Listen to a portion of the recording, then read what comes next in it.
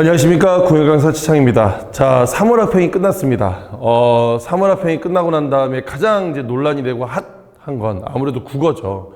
이제 원래 첫 모의고사 끝나고 나면 이제 설왕설래 이런저런 이야기들이 많은데, 일단 원래는 항상 이 수학이 문제였어요. 근데 이번 3월 모평은 이게 뭐 제가 국어를 가르치는 제 입장에서야 이제 사실은 뭐 이렇게까지 나올 시험인가 싶지만 학생들은 많이 어려웠나 봅니다. 그래서 과목 중에 가장 어려운 과목이 뭐예요? 라고 이제 뭐 어디 인터넷 커뮤니티에 설문조사 올라왔던 거 봤더니 거의 대부분 학생들이 국어를 선택했더라고요. 그래서 오늘은 일단 이 논란이 되었던 3월 모평, 뭐가 도대체 어려워서 지금 이 점수가 이렇게 됐는지와 그 다음에 사실은 이 3월 학평이라는 것 자체는 중요하지 않죠. 왜냐하면 그 이후에 이제 3월 학평은 처음 시작이니까요. 이제 수능까지 많은 모의고사들 그리고 최종적으로 수능을 봐야 되는데 여기는 이 3월 모의고사가 이 수능까지 가는 여정에서 어떤 부분을 우리가 주목해야 되고 어떻게 이제 이후에 어떻게 학습을 해야 되고 이런 부분들을 좀 간단히 좀 설명을 드릴까 합니다. 그래서 차근차근히 좀 봐주셨으면 좋겠습니다. 일단 저는 지금 이제 이렇게 고대 국문과를 나왔고요. 현재 이투스 기숙학원에서 지금 대표 강사를 하고 있습니다. 그리고 대치동, 목동 뭐 이런 데서 이제 수업을 좀 계속 진행하고 있고요. 지금 제가 올해로 이제 강의 경력이 이제 21년 차가 됐습니다. 그래서 무엇보다 일단 이 고3 수능 요거에 이제 전문가라고 생각을 하고 또 지금 현재 나오는 어떤 수능의 트렌드도 충분히 알고 있다고 생각하기 때문에 그런 거가 좀 비교해서 올해 지금 3월 모평 한번 해설해 드리도록 하겠습니다. 자, 그러면 고3 학평 어떻게 출제됐나요? 한번 가보실게요. 자, 지금 여기 요렇게 보이시는 요 표의 숫자들이 지금 이번 3월 학평의 예상 등급컷입니다. 아직 예상이기 때문에 실제로 성적표가 나오면 요보다 조금 오를 수도 있고 내릴 수 있지만 사실 뭐 큰 틀에서 변화는 없을 건데 여기서 주목해야 될 점수가 뭐냐면 일단 놀라운 건 1등급 컷도 놀랍죠. 왜냐하면 이제 작년 수능의 경우에 이제 몇 달 전에 치렀던 작년 수능의 경우에 둘 다 90점대 초중반에서 1컷이 만들어졌기 때문에 사실은 82, 78이라고 하면 점수가 거의 10점 이상이 차이 납니다. 1등급 등급 컷이. 게다가 더 놀라운 건 뭐냐면 여기는 이 표준 점수인데 133점이 1컷으로 지금 만들어져 있죠. 지금 예상인데 이 정도였다면 작년 같으면 거의 다 맞는 점수라고 보시면 됩니다. 이게 이제 항상 이제 수능 국어가 가장 어려웠을 때 이제 불수능 할 때 수능 국어가 가장 어려웠을 때가 시기가 언제냐면 2019학년도 수능입니다. 이제 여기를 기준으로 말합니다. 2019학년도 수능인데 그때가 정말 난리가 났거든요. 국어가 너무 어려워서. 그때도 1등급 컷이 84였는데도 난리가 났어요. 막 뉴스에 나오고 국어가 너무 어렵다. 이거 국어 이래가지고 되겠냐? 뭐 막 연일 그 수능에 대한 비판과 국어에 대한 비판이 있었을 때도 84였는데 그거보다 더 낮게 형성이 된 것도 일단 첫 번째. 그리고 그 2019학년도 수능에서 다 맞았을 시의 표준 점수가 150점이었던 걸 감안하면 얘가 지금 표준 점수가 155점이니까 이제 저희가 심리적으로 생각하는 이건 진짜 어려운 시험이라고 생각하는 심리적인 걸 뛰어넘은 형태의 수치가 나왔다. 지금 일단 이 수치가. 그런데 왜 이런 문제가 생겼냐면 제가 상세하게 분석을 드리겠습니다. 일단 최근 수능국어의 출제 방향인데 왜 이제 수능국어의 출제 방향을 제가 먼저 말씀드리냐면 그래야 이 3월 학평이 이제 설명이 되니까. 최근 수능에서는 독서의 난이도가 조금 내려갔어요. 최근 수능에서는. 이제 지금부터 3년 전이죠. 교육부에서 이제 킬러 문항 배제라는 걸 이제 내세우고 재작년에 킬러 문항이라는 걸 배제한다고 내세우고 2년 전이에요. 2년 전. 그래서 이제 그 킬러 문항집을 쭉 출시를 하면서 이런 문제는 배제해 주세요 하면서 가장 먼저 걸고 넘어졌던 게 뭐였냐면 여기는 이 비문학 독서의 난이도가 너무 어렵다. 그러니까 학생들이 기본적으로 배경지식이 없으면 문제를 풀 수 없더라. 그래서 이거 난이도 무조건 조절해야 된다. 그래서 최근에 독서의 난이도는 많이 내려온 상태. 그러니까 어렵기는 뭐 어렵죠. 독서 비문학은 항상 어렵습니다. 아이들이 이제 풀다 보면 항상 어려운데 그 어려운 독서가 예전에 비해서는 조금 훨씬 읽기 수월한 형태로 바뀌어 있다. 다만 문학과 언어의 난이도, 이 언어라는 게 이제 문법입니다. 문법의 난이도를 올리고 대신에 이제 문학의 난이도를 올릴 때 이제 수능의 경우에는 한 절반 정도가, 그러니까 50%가 연계가 됩니다. 그러니까 그 연계 지문은 난이도 조절을 할 수가 없죠. 왜? 애들이 EBS 교재에서 봤을 테니까, 그리고 최대한 EBS 교재를 활용하는 것이 수능에 유리하다는 걸 어쨌든 티를 내야 되다 보니까 여기는 이 문학은 연계 지문은 난이도를 조절할 수 없어요. 그래서 비연계 지문의 난이도를 많이 높여가지고 아이들이 독해에서 어려움을 겪게끔 하는 게 작년, 재작년의 트렌드였어요. 그리고 마지막으로 선택지에서의 변별력을 높여서 아이들이 답이 한 번에 나오지 않도록. 그러니까 결국에 쉬운 게 아닌 게 답을 잘 찍으면 쉬워지지만 조금이라도 여기에 자기의 생각이 개입되면 조금 어려운 형태로 문제가 출제될 수 있다. 그래서 선택지에서의 변별력을 올려놨는데 이번 사문화평도 사실 예년과 같은 기조라고 보시면 됩니다. 그러니까 최근 수능 국어의 출제 방향을 따라하려고 노력했다. 다만 이따가 이제 제가 뒤에서 또 설명드리겠지만 문학과 문법, 특히나 선택 과목의 난이도가 높은 건 그대로 지금 최근 기조를 따라하되 이번 시험이 이렇게 난리가 난 가장 큰 이유는 쉬웠던 독서의 난이도마저도 독서 난이도를 올려놨기 때문인 거예요. 그러니까 결국에는 지금 이제 뭔가 쉬어가는 대목이 있어야 되는데 이게 어려우면 이게 좀 쉬워야 되는데 이번 국어는 학생들 입장에서 여기도 어렵고 저기도 어렵고 숨 쉴 틈 없이 80분 내내 시험지에 두들겨 맞았다. 이렇게 보시는 게 좀 적합할 것 같습니다. 자, 그러면 그 다음 가보겠습니다. 자, 이게 이제 각 문항별 오답률인데 제가 이제 화법과 작문을 뺀 이유는 사실 화작이랑 언매랑 대동소이 합니다. 대동소이. 지금 이 자리에 언어가 들어있는데 요 자리에 화작이 한 문제가 들어있다고 생각하시면 돼요. 36번 문제. 그래서 크게 보면 오답률 순위가 큰 차이가 없어서 제가 이제 언매만 지금 이렇게 넣었는데 자, 보시면 문학 지금 33번 문제가 1위 문제예요. 이제 이번 아마 아이들이 오고 난 다음에 가장 큰 걱정이 뭐였을 거냐면 분명히 방학 동안에 공부를 해봤더니 독서는 조금 어려워서 좀 힘에 겨운데 이제 시간 안에 문제를 풀기가 문학은 그래도 할 수 있지 않나? 문학은 좀 할만하지 않나? 읽어보니까 문학은 그러니까 예를 들어서 우리 MBTI에서 완전 T 성향의 F가 아닌 완전 T 성향의 그냥 무덤덤한 수학을 너무 잘하는 이과 남학생 공감 하나도 안 되는 좀 이게 이렇게 표현하기 좀 그렇지만 그런 학생들을 제외하고는 대부분 다 독서보다는 문학을 좀 더 쉬워해요. 이제 또 연습을 하다 보면 문학이 좀 더 쉽게 느껴지거든요. 아무리 문학의 난이도를 높여도 문학이 독서보다는 조금 더 쉬워집니다. 게다가 이제 연계가 되기 시작하면 좀 더 쉬워지는데 이게 지금 33번의 문학이 지금 1번이 된 이유는 이게 오답률이 83%입니다. 그러니까 83% 말은 정답률이 17%란 얘기예요. 그러니까 여기는 이 문제를 이렇게 틀린 건 이제 아마 시험지로 혹시 이제 관심 있는 학부모님들 같은 경우에 시험지를 한번 보셨을 텐데 시가 많이 어려워요. 이게 아이들 잘못이 아니라 여기는 이 33번에 걸려있는 나시, 김명인의 봄길이라는 시가 많이 어렵습니다.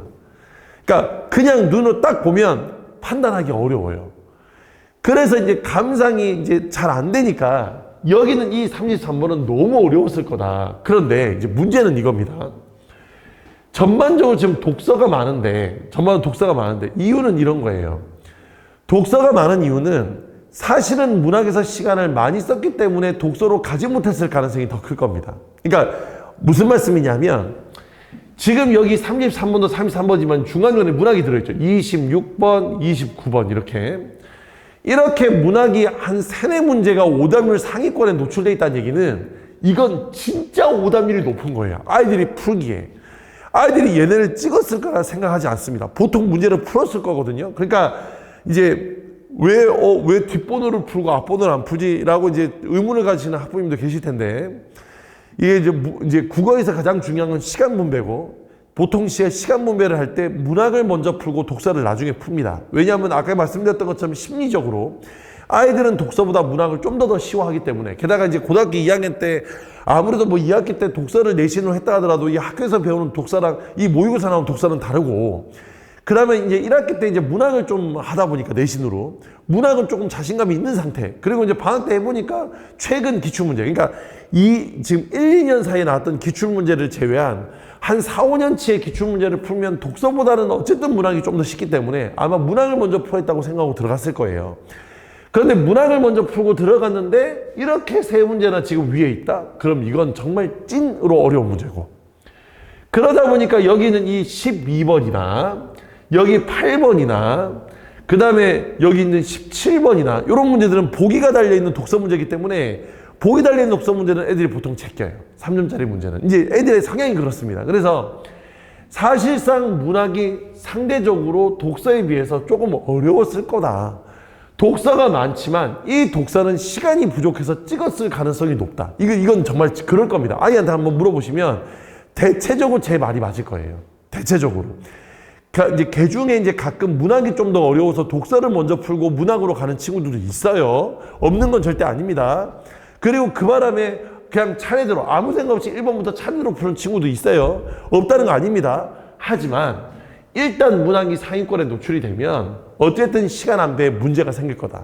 이건 시간이 아주 난리가 났을 거다. 그런 시험일 거다. 예, 그렇게 보여집니다. 그 다음. 그래서 제가 이제 3월 총평을 좀 내려보면 이렇게 됩니다. 일단 선택 과목 난이도. 이건 이제 화법과 작문하고 언어 매체 모두입니다. 일단 난이도는 중상 정도로 잡았고요. 이제 중상이란 건 이제 거의 대체적으로 그냥 평이한데, 쉬운 건 아니고 평이한데, 이제 좀 암초 같은 문제. 아이들이 점수 나오기에 걸림돌이 되는 문제가 한두 문제 정도는 있더라. 그래서 이 중상되는 난이도인데 그 한두 문제가 아마 시간을 많이 쓰도록 했을 거다. 원래 있는 이 선택 과목은 제가 이제 여기다가 좀 적어드리면 원래 있는 이 선택 과목은 가장 적정한 시간이 무조건 15분 언더. 15분보다는 내려와야 됩니다. 15분보다는. 근데 15분보다 내려와야 되는데 아이들이 이제 여기서 시간을 써버리면 아이들이 여기서 만약에 시간을 썼다면 아마도 이제 시간이 벌써부터 후달리기 시작했을 것이다. 그래서 여기는 이 선택 과목을 시간을 좀 많이 썼을 건데 어쨌든 15분 언더. 가장 좋은 시간은 11분에서 13분 사이인데 이 시간이 가장 좋은데 아마 요거를 넘겨서 15분도 넘겨서 시간이 많이 쓰지 않았을까. 분명히 방학 동안에 엄매 같은 경우에는 문법도 했을 건데 왜 우리 아이는 시간이 줄지 않나요? 그게 문제가 뭐냐면 이따 이제 뒤에서 말씀드리겠지만 실전 연습이 부족해서 그런 겁니다, 이게. 그러니까 제가 이제 항상 아이들한테 하는 얘기 있어요. 문법을 개념을 공부한다고 해서 바로 성적이 나오는 게 아니라 문법 개념을 바탕으로 문제를 풀어서 예시를 많이 봐야 돼. 예를 많이 봐야 점수가 나와. 근데 예를 많이 보지 못하고 그냥 디립다 개념만 열심히 달달달 했을 경우에는 분명히 이거 시간이 많이 필요했을 겁니다. 그 다음. 지금 둘 다 이제 상상으로 돼 있죠. 지금 독서 난이도 상이고 문학 난이도 상인데 일단 이번 독서는 정보량이 많아요.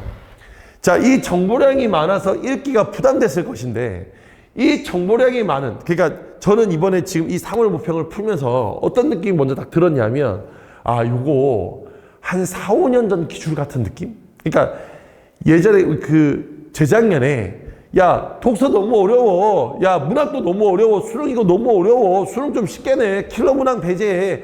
하기 전 수능. 그 하기 전 수능의 기출 문제들을 보는 느낌. 딱 들은 느낌이 이거 한 3, 4년 전에 좀 길게 보면 4, 5년 전에 나왔던 수능을 약간 모방했다는 느낌이 좀 많이 들었어요.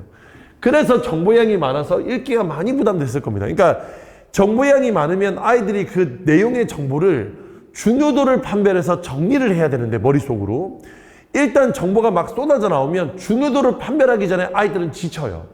그래서 이 정보량이 많아서 읽기가 많이 부담됐다. 그 다음 문학의 난이도는 지문 자체의 감상을 좀 어렵게 넣어놨다. 그러니까 일단 EBS 연계가 하나도 안 된 건 저도 이제 저희 학생들한테 얘기했지만 3월 교육청 모의고사는 원래 연계가 안 됩니다. 이 연계를 기대했다는 것 자체가 웃긴 거예요. 왜냐하면 교육청 모의고사는 EBS가 나오기 전에 이미 만들어 놓거든요. 그러니까 그리고 또 이 교육청 모의고사는 수능 모의고사를 위해서 모의고사를 보는 것이 아니라 시험의 제목이 전국연합학력평가입니다. 그러니까 고3 친구들의 학력을 평가하기 위해서 이 시험을 보는 거지 이게 수능을 위한 어떤 대비시험이 아니란 말이죠. 그렇기 때문에 EBS를 연계해야 될 의무가 없다, 이 시험에는. 그래서 어려운 지문으로, 낯선 지문으로 다라락 깔면 아이들은 지문 감상이 많이 어려웠을 거예요. 특히나 아까 얘기했던 것처럼 마지막에 있는 현대시. 아주 난리도 아니었거든요. 그래서 이렇게 지금 전반적으로 다 난이도가 높기 때문에 아마 시간 관리가 매우 어려웠을 것이다. 이게 이제 이번 3월 총평입니다. 자, 이제 총평은 이제 뭐 중요하지 않죠. 이미 친 시험. 사실은 이 3월 합평은 이후가 더 중요하죠. 그러니까 이미 친 시험을 돌이킬 수는 없고 대신에 앞으로의 시험들을 어떻게 잘 대비하느냐. 이게 더 중요하니까. 자, 한번 가보도록 하겠습니다. 첫 번째. 이제 지금부터 제가 드리는 말씀은 사실은 우리 학부모님들이 보시고 뭐 정리를 해서 아이한테 할 얘기도 분명히 있겠지만 웬만하면 저희 이제 학원에서 아마 유튜브에다가 제 설명의 영상을 올릴 거니까 올려놓는 그 영상을 꼭 아이를 보여주셨으면 지금부터 아이한테 아주 중요한 얘기들을 할 거거든요. 그래서 웬만하면 아이들한테 꼭 보여주셨으면 합니다. 자, 먼저 오답 정리보다 리뷰가 더 중요하다. 자, 이 말씀 뭐냐면 한번 잘 들어보세요. 사실 국어는 이 문제의 정답이 3번이냐 4번이냐는 중요하지 않아요. 이미 친 시험이고 똑같은 문제가 나오지 않습니다. 그러니까 저는 개인적으로 오답 정리는 수학이나 탐구는 의미가 있다고 봐요. 왜? 그 문제가 똑같이 나오진 않지만 같은 발상에 같은 공식을 이용하는 혹은 같은 지식을 이용하는 문제들은 충분히 나올 수 있다. 하지만 국어는 나오는 지문들이 다르기 때문에 이 문제를 정답이 3번이냐 4번이냐는 중요하지 않습니다. 제가 오답 정리가 중요하지 않고 리뷰가 중요하다는 말은 무슨 말이냐면 이런 말씀이에요. 결국 국어는 내가 시험을 보는 동안 분명히 뭔가 잘한 부분도 있고 잘 못한 부분도 있을 거예요. 예를 들어 우리 그 네이버 영화 들어가서 네이버 영화 평점 보면 리뷰들이 있죠. 그러면 보통 그 리뷰 안에는 그런 게 있죠. 이 영화가 뭐 전반적으로는 이런 게 잘 표현되었으나 이런 부분에서 조금 아쉬워. 국어 시험은 시험 보고 난 다음에 이런 부분은 내가 잘했으나 이런 부분은 내가 아쉬워. 이게 돼야 됩니다. 그러니까 예를 들어서 이번 시험 시간이 부족했어요. 그건 올바른 리뷰가 아니에요. 시간이 부족한 건 중요하지 않아요. 시간은 원래 부족한 겁니다. 시간이 부족한 거 가지고 뭐 어떻게 하겠다가 아니라 내가 시간이 부족하게 된 이유를 찾는 게 중요한 거예요. 지금 제 말씀 이해가 되시죠? 그러니까 다시 한 번 더 정리하면 결국에 지금 나한테 중요한 건 뭐냐면 이런 거예요. 분명히 나한테 부족한 점이 있습니다. 나한테 부족한 점. 분명히 부족한 점이 있을 거고 이 부족한 점을 되도록이면 문항별로 영역별로 그 다음에 전체적으로 다 어떤 점에서 부족했는지 예를 들어서 나는 지금 여기에서 이 말의 개념이 좀 부족했어. 나는 평상시에 어휘 공부를 안 해서 이번에 지금 9번 문제 지금 난리거든요. 어휘 단어 뜻 물어보는 문제입니다. 단어 뜻 물어보는 문제. 이 문제가 지금 여기 이제 앞에 이제 보시면 오답률 상위에 노출돼 있어요. 지금 이 9번 문제가 어디 있어? 6이네요, 6이.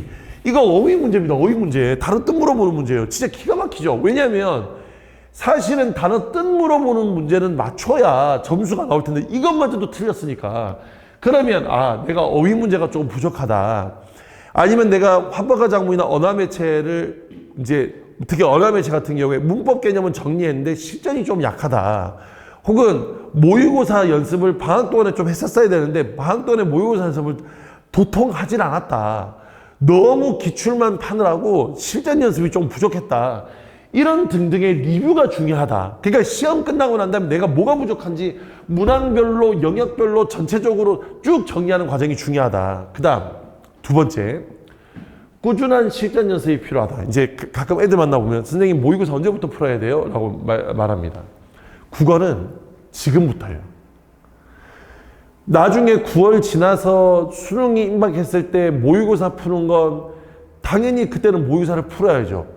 그때는 국어만 푸는 게 아니라 수학도 풀고 영어도 풀고 탐구도 풀어야 돼요. 모의고사를 매주. 그런데 국어는 일단 기본적으로 뭔가 특별한 개념이 있어서 그 개념의 진도가 분명히 존재해서 진도가 나가지 않아서 그래서 내가 지금 풀지 못한다. 그건 말이 안 되잖아요. 그러니까 수학이야 진도가 있으니까 내가 뭐 확통을 하든 미적을 하든 확통 미적을 끝내야 뭐 모의고사를 푼다고 치더라도 우리 국어는 그런 거 없습니다. 일단 지금 당장부터 모의고사 연습을 해야 돼요. 그래서 되도록이면 꾸준한 실전 연습이 필요한데 근데 이제 중요한 거. 그럼 이 실전 연습을 통해서 내가 뭘 얻어야 되냐면 나만의 시나리오를 짜두는 게 중요한 거예요. 그러니까 예를 들면 한번 예를 한번 들어볼게요. 내가 지금 이번에 순서를 선택 과목을 풀고 문학을 풀고 독서를 풀었더니 시간이 부족했어. 그런데 이제 내가 리뷰를 하는 과정에서 봤더니 독서에서 1번부터 3번에 있는 독서로는 좀 쉬워서 얘는 땡겨서 푸는 게 좋을 것 같아. 그러면 다시 순서를 1번부터 3번의 독서론을 먼저 풀고 선택 과목을 다음에 풀고 문학을 풀고 남은 독서를 푼다. 이렇게 시나리오를 바꾸는 거예요. 만일에 예를 들어서 여기서 한 발 더 나가서 내가 독서론을 먼저 풀고 문학을 가는데 문학이 나는 너무 이과라. 문학 감상이 공부를 해도 잘 안 는다. 그러면 독서를 문제를 푸는데 독서가 지문이 3개란 말이죠. 이 중에서 가장 부담되는 지문 하나 정도는 버려두고 2지문을 먼저 풀고 그러면 이제 이렇게 되는 거예요. 독서론 1, 2, 3번 풀고 그 다음에 독서 2지문을 풀고 선택 과목을 풀고 문학을 푼 다음에 마지막에 그 부담되는 독서를 마지막에 푼다.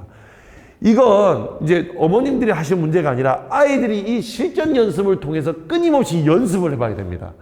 내가 문제를 풀어보니까 이렇게 되다. 그러니까 한 번 시험으로 왔다가 갔다가 할 필요는 없지만 시험이 누적되면 본인이 잘하는 것과 못하는 게 생겨요. 그러면 내가 잘하는 건 이제 한번 생각해 보죠. 점수가 나오려면 내가 잘하는 걸 빨리 해결해서 최대한 점수를 확보한 다음에 내가 잘 못하는 걸 트라이 해가지고 거기서 점수를 보태는 게 낫지. 되지도 않는 걸 꾸역꾸역 해가지고 어떻게든 45문제를 80분 안에 다 풀어보자. 이게 가장 멍청한 전략입니다. 그래서 나만의 전략, 나만의 시나리오를 짜두는 게 좋고 당연히 그건 그 과정에서 뭐가 필요하다? 연습이 필요합니다. 그 다음에 기출은 매일 꾸준히 분석하며 문제를 풀어야 돼요. 그러니까 여기는 지금 제가 왜 이 말씀을 드리냐면 이제 4월입니다. 이제 4월.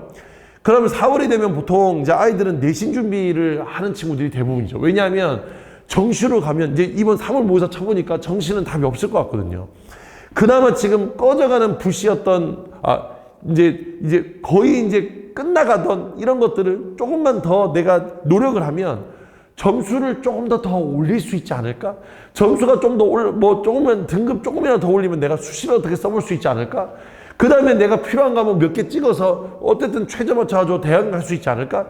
이런 느낌으로 이제 가는 친구들이 거의 대부분이라서 이때쯤 되면 내신에 대해서 갑자기 급관심을 보입니다. 이 3월 모의고사 끝나고 나면.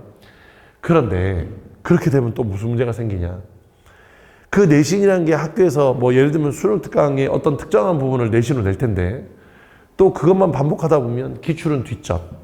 문제풀이는 안 하고 열심히 암기만 합니다. 국어시간을 절대 안 들어요. 그래서 되도록이면 이제 댁에서 기출 문제를 조금 이제 사가지고 한 몇 지문 정도는 이제 매일매일 꾸준히 한두 지문 정도는 이게 많이도 필요 없어요. 한두 지문 정도는 조금 이렇게 분석하면서 문제를 풀도록 이렇게 학습을 유도해 주셔야 됩니다. 자, 그 다음에 선택 과목은 기출도 중요하지만 엔제가 필요하다. 자, 이 말은 무슨 말이냐면 자, 이런 겁니다.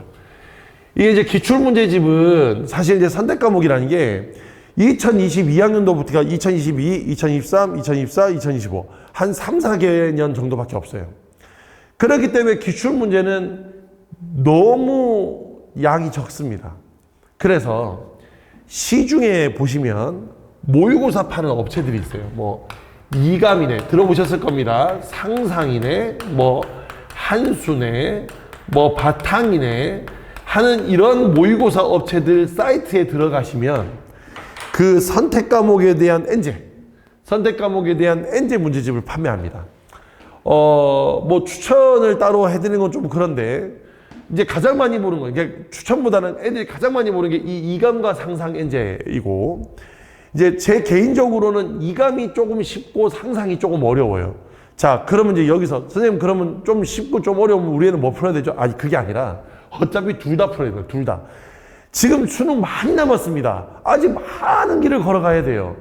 저 중에 하나 선택이 아니라 매일매일 시간 나는 대로 조금씩 계속 문제를 풀어야 되기 때문에 이거 한 권은 안 됩니다. 어차피 두세 권 있어야 돼요. 그래서 되도록이면 이감을 조금 먼저, 만약 두 개를 산다고 하시면 요걸 좀 먼저 풀리시고 요걸 나중에 풀리시는 게 좀 더 좋다. 왜냐하면 아무래도 문제에 조금 적응을 하는 게 맞기 때문에 문제 좀 적응하고 여기에 맞춰서 이제 이거 좀 어려움도 풀어가지고 좀 더 끌어올린다. 그래서 엔젤을 사서 푸는 게 중요하고요. 그 다음에 시간 부족은 극복 대상이 아니라 수용 대상이다. 이게 무슨 말씀이냐면 아이들이 착각을 하는 게 있어요. 자, 어떤 착각을 하냐면 본인들이 말이죠. 읽기 속도가, 내가 읽기의 속도가 느려서 시간 안에 못 푼다는 착각을 합니다. 그러다 보니까 시험 때 뭐냐면 속도가 점점 빨라져요. 더 빨리 읽으려고 합니다. 어떻게든 빨리 읽고 빨리 넘어가려고. 그러니까 무슨 문제가 생기냐면 이해가 안 돼요. 지문이. 이해가 안 되니까 뭔 문제가 생기냐 문제에서 답을 구할 수 없어요.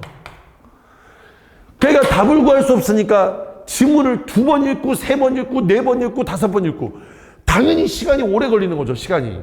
그렇기 때문에 역으로 생각해야 됩니다. 시험 때 더 천천히 읽어야 돼요. 충분히 이해를 해야 됩니다. 그래서 나는 시간이 부족한 걸 극복하려 하지 말고 부족한 거 그냥 인정하고 내가 가장 어려워하는 지문, 그래서 아까 10전 연습이 필요하다 말씀드렸잖아요. 가장 어려워하는 그 부분, 영역, 그 부분을 그냥 버린다는 느낌 두고 대신에 나머지 문제를 충분히 맞춰주는 게 중요하다.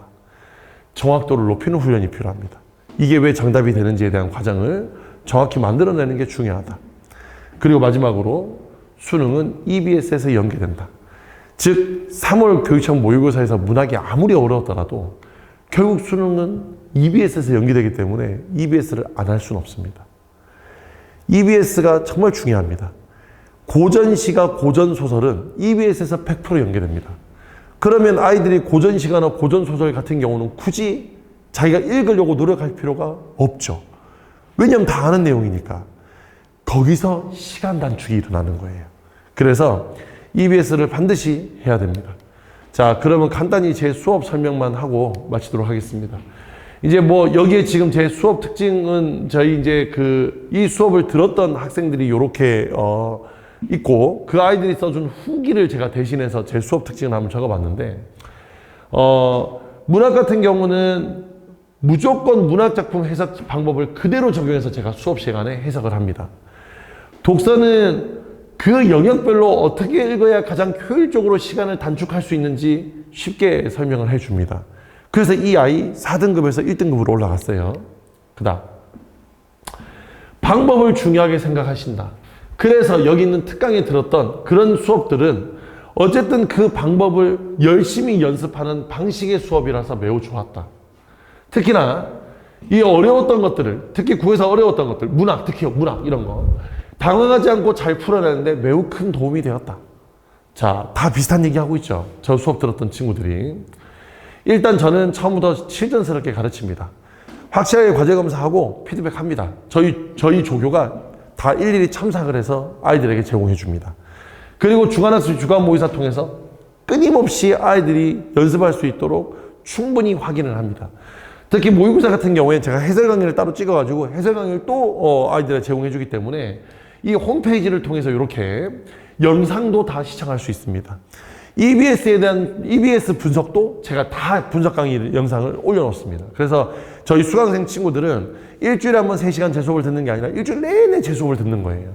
해설 강의도 듣고 분석 강의도 듣고 그 다음에 와서 이제 수업 듣고 모르는 거 복습 강의 듣고 이렇게 할 수 있도록 충분히 홈페이지에 되어 있고요.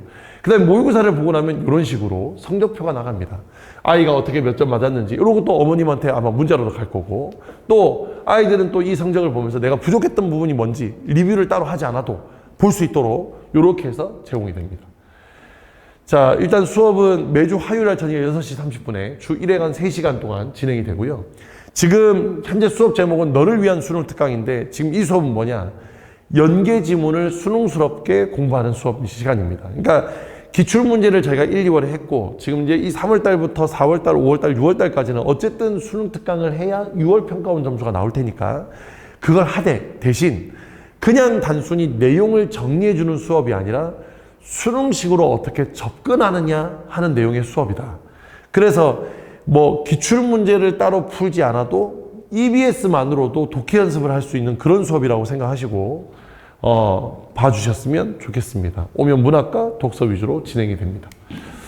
자, 일단은 제가 이제 뭐 여러 가지 후기들이 이제 뒤에 나오는데 한번 쭉 읽어보시면 좋을 것 같고요. 지금 이 대치에서 제가 이제 수업한 지가 이미 어느덧 이제 한 6년 정도 됐는데, 특히나 이제 마지막에 모의고사 풀이 해설할 때, 이게 제 시그니처 강의긴 한데, 여름방학 때부터. 이 모의고사 강의를 할 때부터 어머님들이 많이 보내주세요. 근데 그때는 사실 100일밖에 남지 않아요.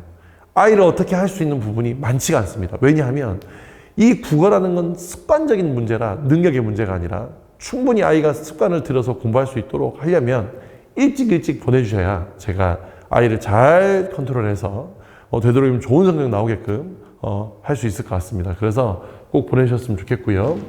맨 마지막에 제가 이렇게 지금 연락처를 남겨드렸으니까요. 이 연락처 보시고 혹시나 이제 수업에 관심이 있거나 뭐 혹시 필요한 부분이 있으시면 저한테 문자 보내주시면 제가 뭐 시간 되는 대로 연락드리고 또 문자 보내드리고 그렇게 하도록 하겠습니다.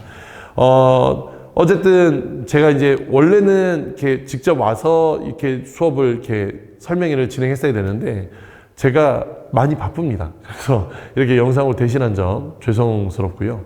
또 필요한 부분이 있으면 연락 주시면 제가 직접 연락 드릴 테니까, 네, 연락 드릴 테니까 연락 주셨으면 좋겠고, 이제 남은 뭐 한 200일 좀 넘게 남았네요. 이제 이 200일 동안 아이들이 잘 준비할 수 있도록 저한테 보내주시면 국어 성적 충분히 올릴 수 있도록 그렇게 준비해 보도록 하겠습니다. 자, 일단 제가 준비한 영상은 여기까지고요. 예, 또 다음에 기회 되면 뵙도록 하겠습니다. 감사합니다.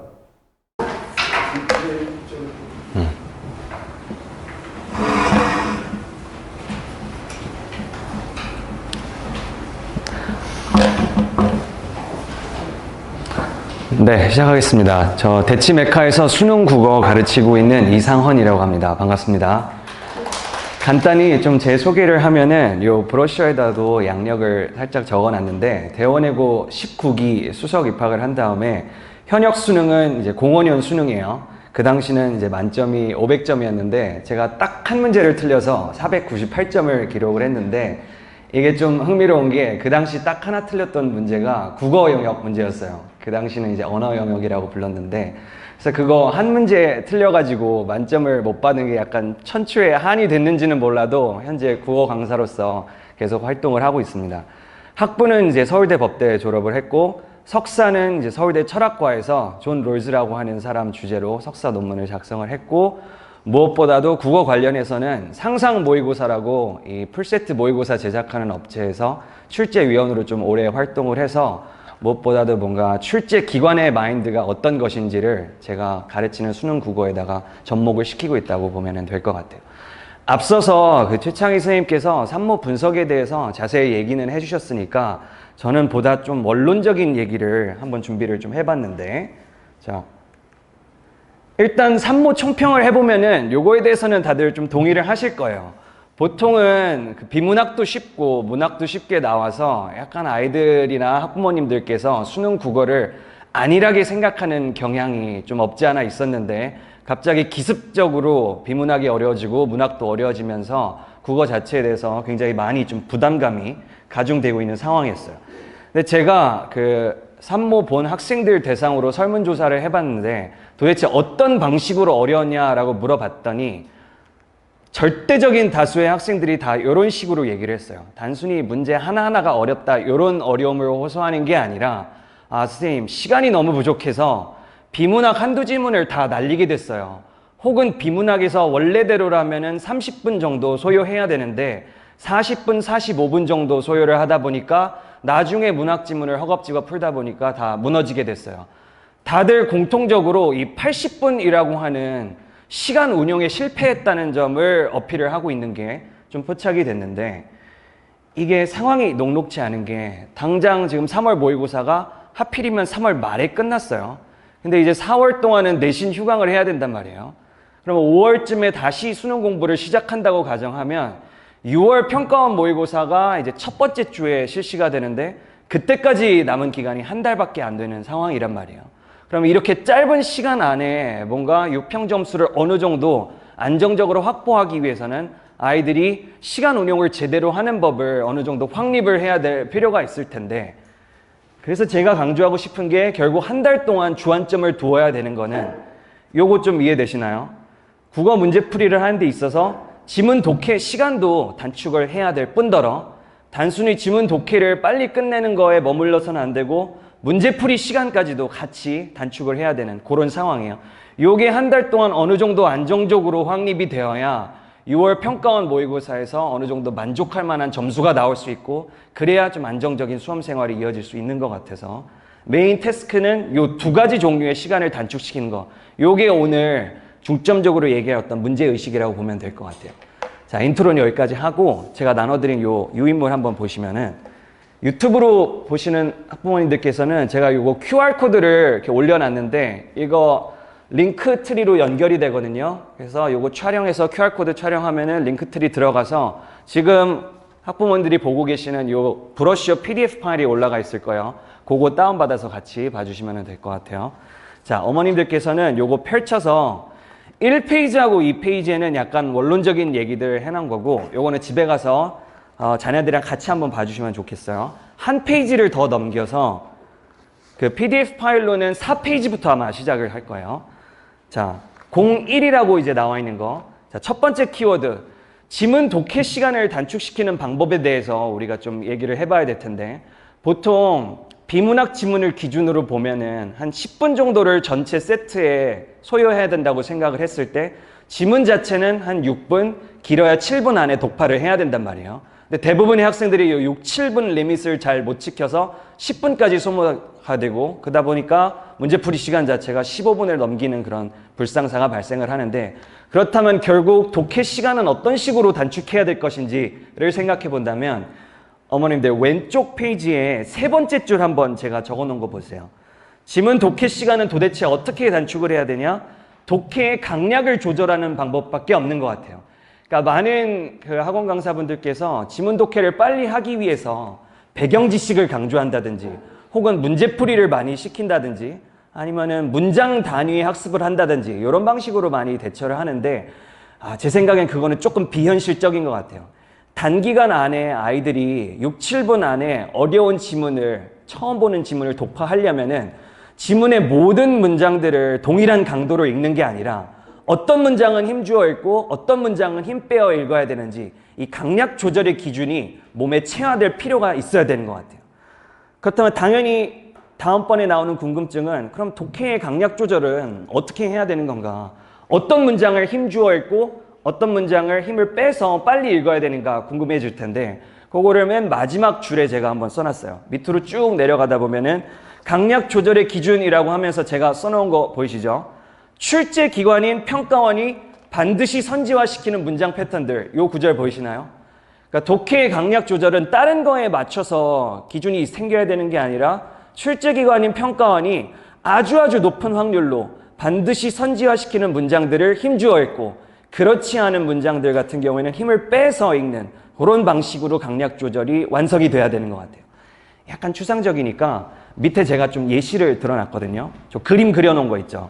그래서 강약 조절 이렇게 느낌표 해놓고, 그 다음에 이렇게 인용해가지고 하이라이트 쳐준 부분 보이시죠? 고전시가 구절을 제가 좀 인용을 해봤는데, 대부분의 학생들이 고전시가를 독해를 할 때 시간이 많이 걸리는 이유가, 그 문장 두 개 한번 좀 살펴보세요, 어머님들. 평가원이 선지화시키는 문장 패턴이라고 나와 있는데, 인간의 풍우 다하니 무슨 일 머무느뇨, 혹은 물의 연하 족하니 무슨 일로 아니가리, 이렇게 나와 있죠. 대부분 학생들이 고전시가 독해가 정체되는 이유가, 이 인간, 풍우, 물의 연하 이런 식으로 한자어로 된 명사가 뜻풀이가 잘 안 되다 보니까 여기에 힘을 빡 써가지고 이거 뜻풀이하고 이거 무슨 뜻이었지라고 생각하느라고 시간을 많이 보낸단 말이에요. 근데 수능식 고전시가가 출제되는 경향성, 혹은 수능식 고전시가에서 평가원이 선호하는 문장 패턴들을 보다 보면, 평가원은 이런 식으로 어려운 한자어, 어려운 명사어에 방점을 두는 게 아니라 오히려 그 옆에 있는 서술어 보이시죠? 제가 하이라이트 해놓은 거, 무슨 일로 머무느뇨, 혹은 무슨 일로 아니가리라고 하는 이 서술어 구간에 훨씬 더 주목을 하고, 이 서술어들 사이의 어떤 대립 구간을 선지화시키는 경향들이 훨씬 더 높단 말이에요. 그럼 강약 조절의 기준이 바뀌어야 되겠죠. 내신 국어 같은 경우에는 이런 뜻풀이, 어려운 언어 뜻풀이, 고전시가, 어휘를 집중적으로 암기하는 데 방점이 맞춰져야 되겠지만 수능 국어 같은 경우에는 이런 데에 시간을 써서는 안 되고 오히려 서술어 쪽에 논리적인 대립각을 포착하는 데 훨씬 더 힘을 줘야 된단 말이에요. 그러니까 이런 방식으로 문학에서도 어느 포인트에 인지적인 방점을 찍어서 독해 속도를 확보해야 되는지가 다 달라진단 말이죠. 자, 문학뿐만 아니라 비문학도 마찬가지예요. 오른쪽으로 어머님들 시선 이동해 보면은 아래쪽에 기본과정 타 교재 목차예시랑 제가 목차예시, 구도 목차예시 비교한 구간 보이시나요? 자, 대부분의 대치동 인강이나 사교육 교재들 목차를 한번 살펴보면은 이런 식으로 돼 있어요. 1부 과학기술, 그 다음에 비문학 같은 경우 2부 사회 영역의 뭐 법이나 경제 이런 식으로 다 같이 묶는데 요 밑에 예시로 들어둔 4가지 챕터들이 사실 엄청 어려운 기출 지문들이었거든요. 가령 가설검정과 오류, 중력파 검출기, 법관의 오류, 이중차분법 이런 거 다 유명한 기출 지문들인데 이거를 보통 통상적인 교재에서는 목차 구분을 그냥 배경지식별로 분류를 했단 말이에요. 과학기술에 속한다는 이유만으로 저기다 흩뿌려 놓고 그 다음에 법관이라는 이유만으로 법 쪽에다 분류를 시켜놓고 근데 우리가 독해 강약 조절 기준으로 생각했던 게 뭐였어요? 출제기관인 평가원이 선호하는 문장 패턴이 더 중요한 기준이라고 말씀드렸죠. 그런 문장 패턴을 기준으로 삼아서 이 목차들을 다시 분류해보면 제 생각에는 오른쪽으로 가서 이 5개의 지문들이 사실은 배경 지식 측면에서는 다 흩뿌려져 있지만 원래대로라면은 이 테마 4라고 표현한 평가원이 선호하는 문장 패턴이라는 기준에서는 한데 묶여야 되는 기출 지문이었단 말이에요. 가령 양성인대 음성 판정, 유죄인대 무죄 이런 것들은 한 30년 수능 역사에서 출제기관들이 어마어마하게 선호하고 선지화시켰던 문장 패턴들이란 말이에요. 그런 것들을 공통적으로 가지고 있다는 점에서 이 지문들은 같이 묶어서 학습을 시켜야 되는, 같이 분류돼야 되는 비문학 지문들이었던 거죠. 그래서 이런 방식으로 평가원이 어떤 종류의 문장 패턴을 선호하고 자주 출제되냐의 기준이 좀 명확해지다 보면 아이들이 독해를 할 때도 무지성, 모든 지문들을, 모든 문장들을 동등한 강도로 읽는 게 아니라 이거 이상헌이 강조했었던 그런 문장 패턴이구나. 요거는 힘주어서 읽어야지. 그게 아닌 것들은 힘 빼서 읽어야지. 라는 방식으로 강약의 리듬감을 체화하게 되는 것 같아요. 그러다 보면은 한 10분 정도 걸렸던 독해가 한 6, 7분 안으로 안정적으로 좀 절약이 되는 그런 방식이라고 보시면 될 것 같아요. 자, 그러면 지문 독해 시간을 줄인 걸로는 부족하다고 했죠. 문제풀이 시간이라고 하는 것도 좀 더 추가적으로 단축을 해줘야 될 텐데 한 페이지 넘겨보시면은 02라고 제가 써있는 부분 한번 살펴보면은 문제풀이 시간 단축의 어떤 기준은 제가 3번째 줄에 한번 써놓은 거 살펴보세요. 선지 판단 과정의 효율화, 요 구절 찾으셨나요? 자, 많은 학생들이 제가 문제풀이 하는 거를 좀 쭉 살펴보다 보면은 선지 판단을 효율적으로 하기보다 1번부터 5번까지를 되게 순진하게 하나하나 OX를 가려내야 된다는 약간의 강박에 시달리는 것 같아요. 그러니까 보통 아이들 국어 영역 그 시간 운용이 언제 어그러지냐면 지문 독해가 오래 걸려서 어그러지는 경우도 있지만 지문 독해는 얼추 좀 잘 해냈어요.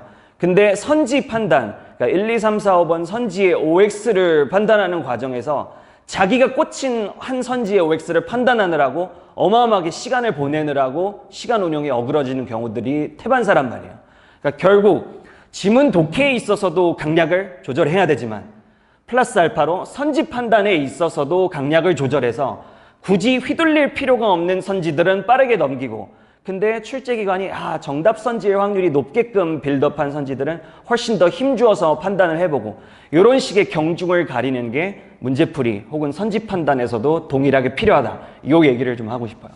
그래서 이 문장 같이 한번 좀 읽어볼게요. 선지 판단 과정의 효율화라고 제가 써놓은 거 밑에 한번 보면은 많은 학생들이 1번부터 5번까지의 선지를 차례대로 검토해야 된다는 강박에 사로잡혀 있어서 중간에 한 2번에 자기가 꽂힌 선지를 만나게 되면 조금만 스킵해서 4번쯤 갔으면 4번이 정답이었는데도 불구하고 2번의 OX를 가려내느라고 시간을 어마어마하게 많이 소모를 한단 말이죠.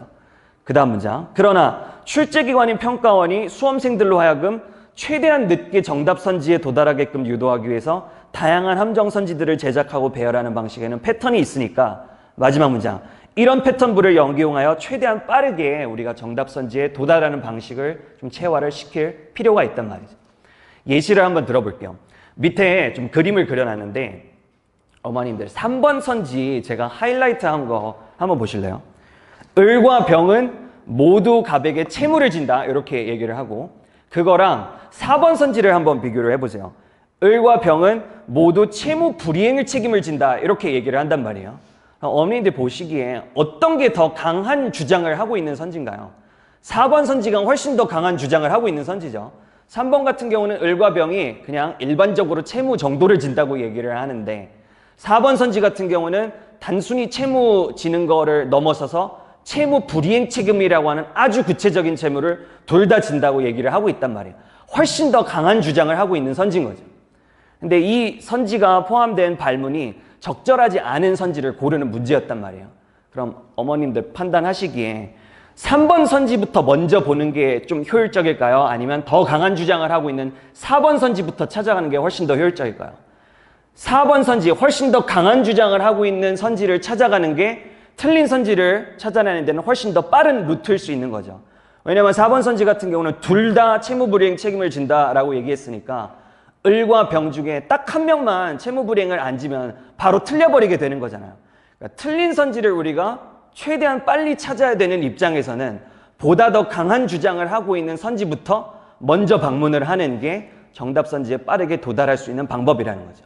그러니까 결국 선지 판단에 있어서도 그냥 나이브하고 순진하게 1, 2, 3, 4, 5번부터 차례대로 검토를 하는 게 아니라 보다 더 특이한 주장을 하고 있는 선지, 보다 더 강한 주장을 하고 있는 선지부터 먼저 방문한다라는 방식으로 선지의 진입 순서를 조정하는 게 문제풀이 시간을 단축시키는 대표적인 방법 중에 하나인 거죠.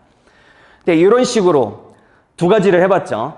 지문을 독해하는 시간을 단축시키고 문제풀이 시간을 단축하는 게 제 생각에는 6월 평가원 이전까지는 어느 정도 좀 마무리가 되어야 아이들이 6월 평가원 모의고사 때 뭐 지문 한두 개를 통째로 날리는 그런 대참사를 막을 수가 있는 것 같아요.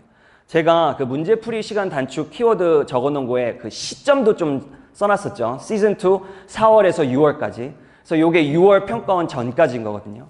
그래서 1월부터 6월까지의 6개월 기간 동안 어느 정도 빌드업이 돼야 되는 게 지문 독해 시간을 단축시키는, 즉 독해 강약을 조절하는 거에 대한 나름의 방법론, 그 다음에 문제풀이 시간을 단축시키기 위해서 선지 판단 과정을 효율화하는 방법론, 이런 것들이 어느 정도 동시에 구비가 되어야 비로소 6월 평가원 모의고사를 안정적으로 볼 수가 있는 그런 구조다라고 말씀을 드리고 싶어요.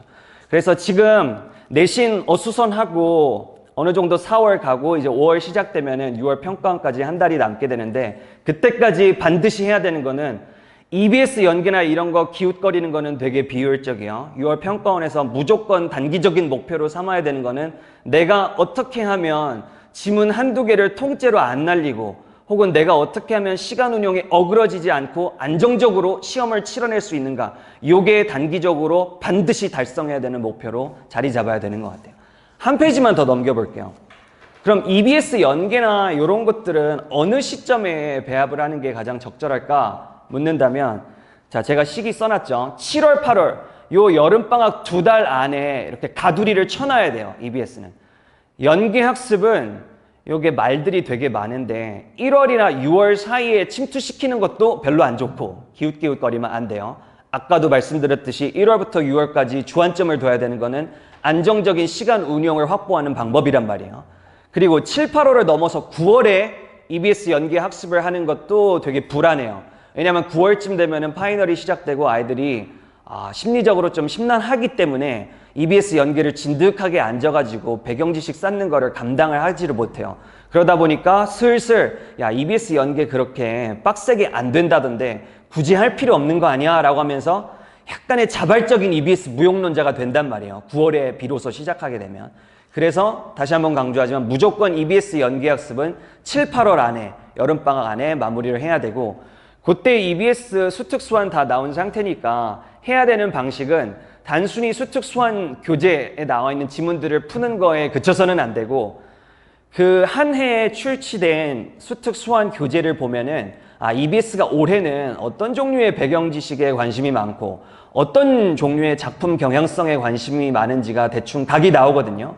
그런 것들을 좀 취합해서 EBS 교재와 연계되는 기출까지도, 심화 기출까지도 같이 다루는 방식으로 2달 동안의 EBS 연계 학습이 이루어져야 된다. 이런 말씀을 드리고 싶어요.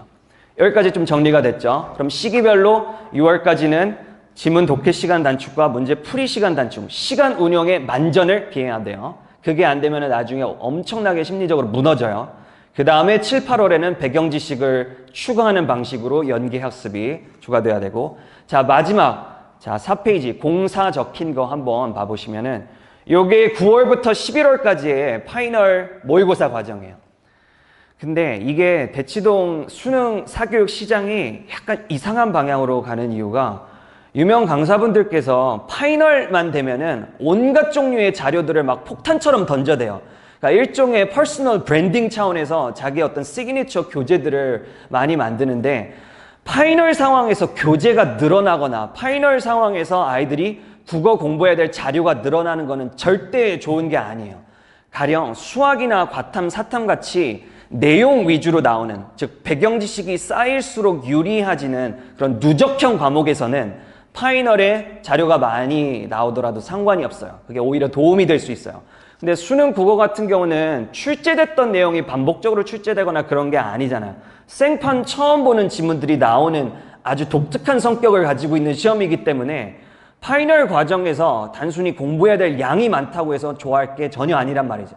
오히려 내가 공부량이 많고 자료 자체가 엄청나게 많다는 거는 나중에 이거 다 처리도 못한단 말이에요. 그래서 수험생들이 간혹 파이널 교재 많고 풀어야 될 어떤 어휘집 이런 거 많으면은 막 포만감 느끼는데, 그거야말로 되게 비효율적인 포만감이다. 요거를 꼭 좀 기억을 해주시면 좋을 것 같고, 보다 중요한 거는 자료 폭탄을 다 소화해내는 게 아니라 제가 강조했듯이 파이널 때 해야 되는 거는 풀세트 모의고사를, 제가 지금 상상 모의고사를 예시로 들었지만 다른 것들도 상관없어요. 2간 바탕 한수 다 출제기관들 요새 다 좋으신 분들이 들어가기 때문에 모의고사 퀄리티든 알려진 풀세트 모의고사들은 다 좋단 말이에요. 그래서 9월 파이널 때는 다른 것들을 기웃거리는 게 아니라 EBS 연기학습은 이미 7, 8월에 다 마무리가 됐죠. 그래서 9월부터는 풀세트 80분 모의고사 훈련을 끊임없이 반복을 해서 많으면 많을수록 좋아요. 그래서 오답 정리를 하고, 특히 내가 시간 운용과 관련해서 혹은 문제풀이 습관과 관련해서 안 좋은 습관들이 있죠. 그거를 적극적으로 개정하는 방식으로 풀세트 모의고사를 소화해야 된다. 이렇게 얘기를 드리고 싶어요. 그럼 시기별로 딱딱 좀 나뉘죠. 1월부터 6월까지의 시간 운용, 7, 8월 동안의 EBS 배경 지식 학습, 그 다음에 모든 것들을 다 털어내고 9월부터 10월까지는 파이널 풀세트 모의고사에 집중하는 방식으로 수능 국어 공부가 자료를 덜어내는 방향으로 마무리가 돼야 된다라고 하는 거를 꼭 좀 말씀을 드리고 싶어요. 자, 그래서 뭐 페이지 넘겨보면은 제가 진행하고 있는 커리큘럼 교재 라인업 이런 것들 설명을 해놨고 한번 참고를 해보세요. 06에는 뭐 커리큘럼이나 상승 후기 이런 것들도 적어놨으니까 한번 보시면 좋을 것 같아요. 그리고 맨 마지막 같은 경우는 이제 강의 시간표, 현재 출강하고 있는 학원들 제가 적어놨습니다. 그래서 요 브로셔 앞 표지에 보면은 여기에도 그 링크트리 QR코드 있거든요. 요거 촬영을 해보시면은 제가 운영하는 블로그라든지 강의 샘플 영상 뭐 이런 것들도 같이 좀 수록을 해놨으니까 함께 참고를 해보시면 좋을 것 같습니다. 네, 제가 준비한 건 여기까지 마치고 다음에 수학 선생님께서 브리핑 이어가시도록 하겠습니다. 감사합니다.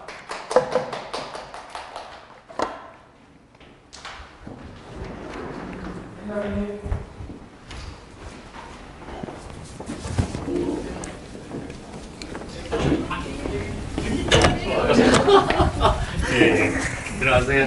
네. 선생님 고생하십시오. 예.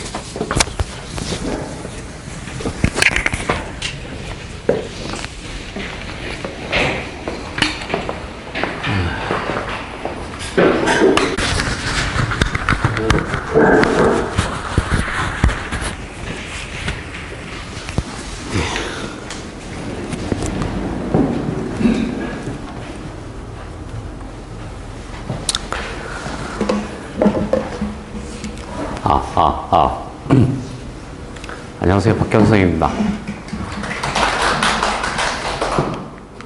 반갑습니다. 그저께 지난주 수요일 날 3학년이라든지 모의고사를 봤는데, 첫 번째 모의고사를 봤는데, 아이들 이제 성적표 다들 보셨을 거예요. 좀 충격적이지 않습니까? 저도 충격이었습니다. 사실은 작년도 3월달하고 올해 3월달을 객관적으로 비교했을 때 저는 작년 3월달의 시험은 어렵다라고 생각했습니다. 재작년도 어려웠습니다. 이거 쉽지 않겠는데? 이거 미적분 30번 이거 몇 명이나 풀었을까? 이런 생각이 들었는데 제가 올해는 시험지가 6시에 뜨더라고요. 작년 같은 경우에는 한 2시면은 이제 시험지가 EBS에 올라왔는데 올해부터는 6시에 뜬대요. 그래서 6시에 이제 다운을 받아서 문제를 풀어봤습니다.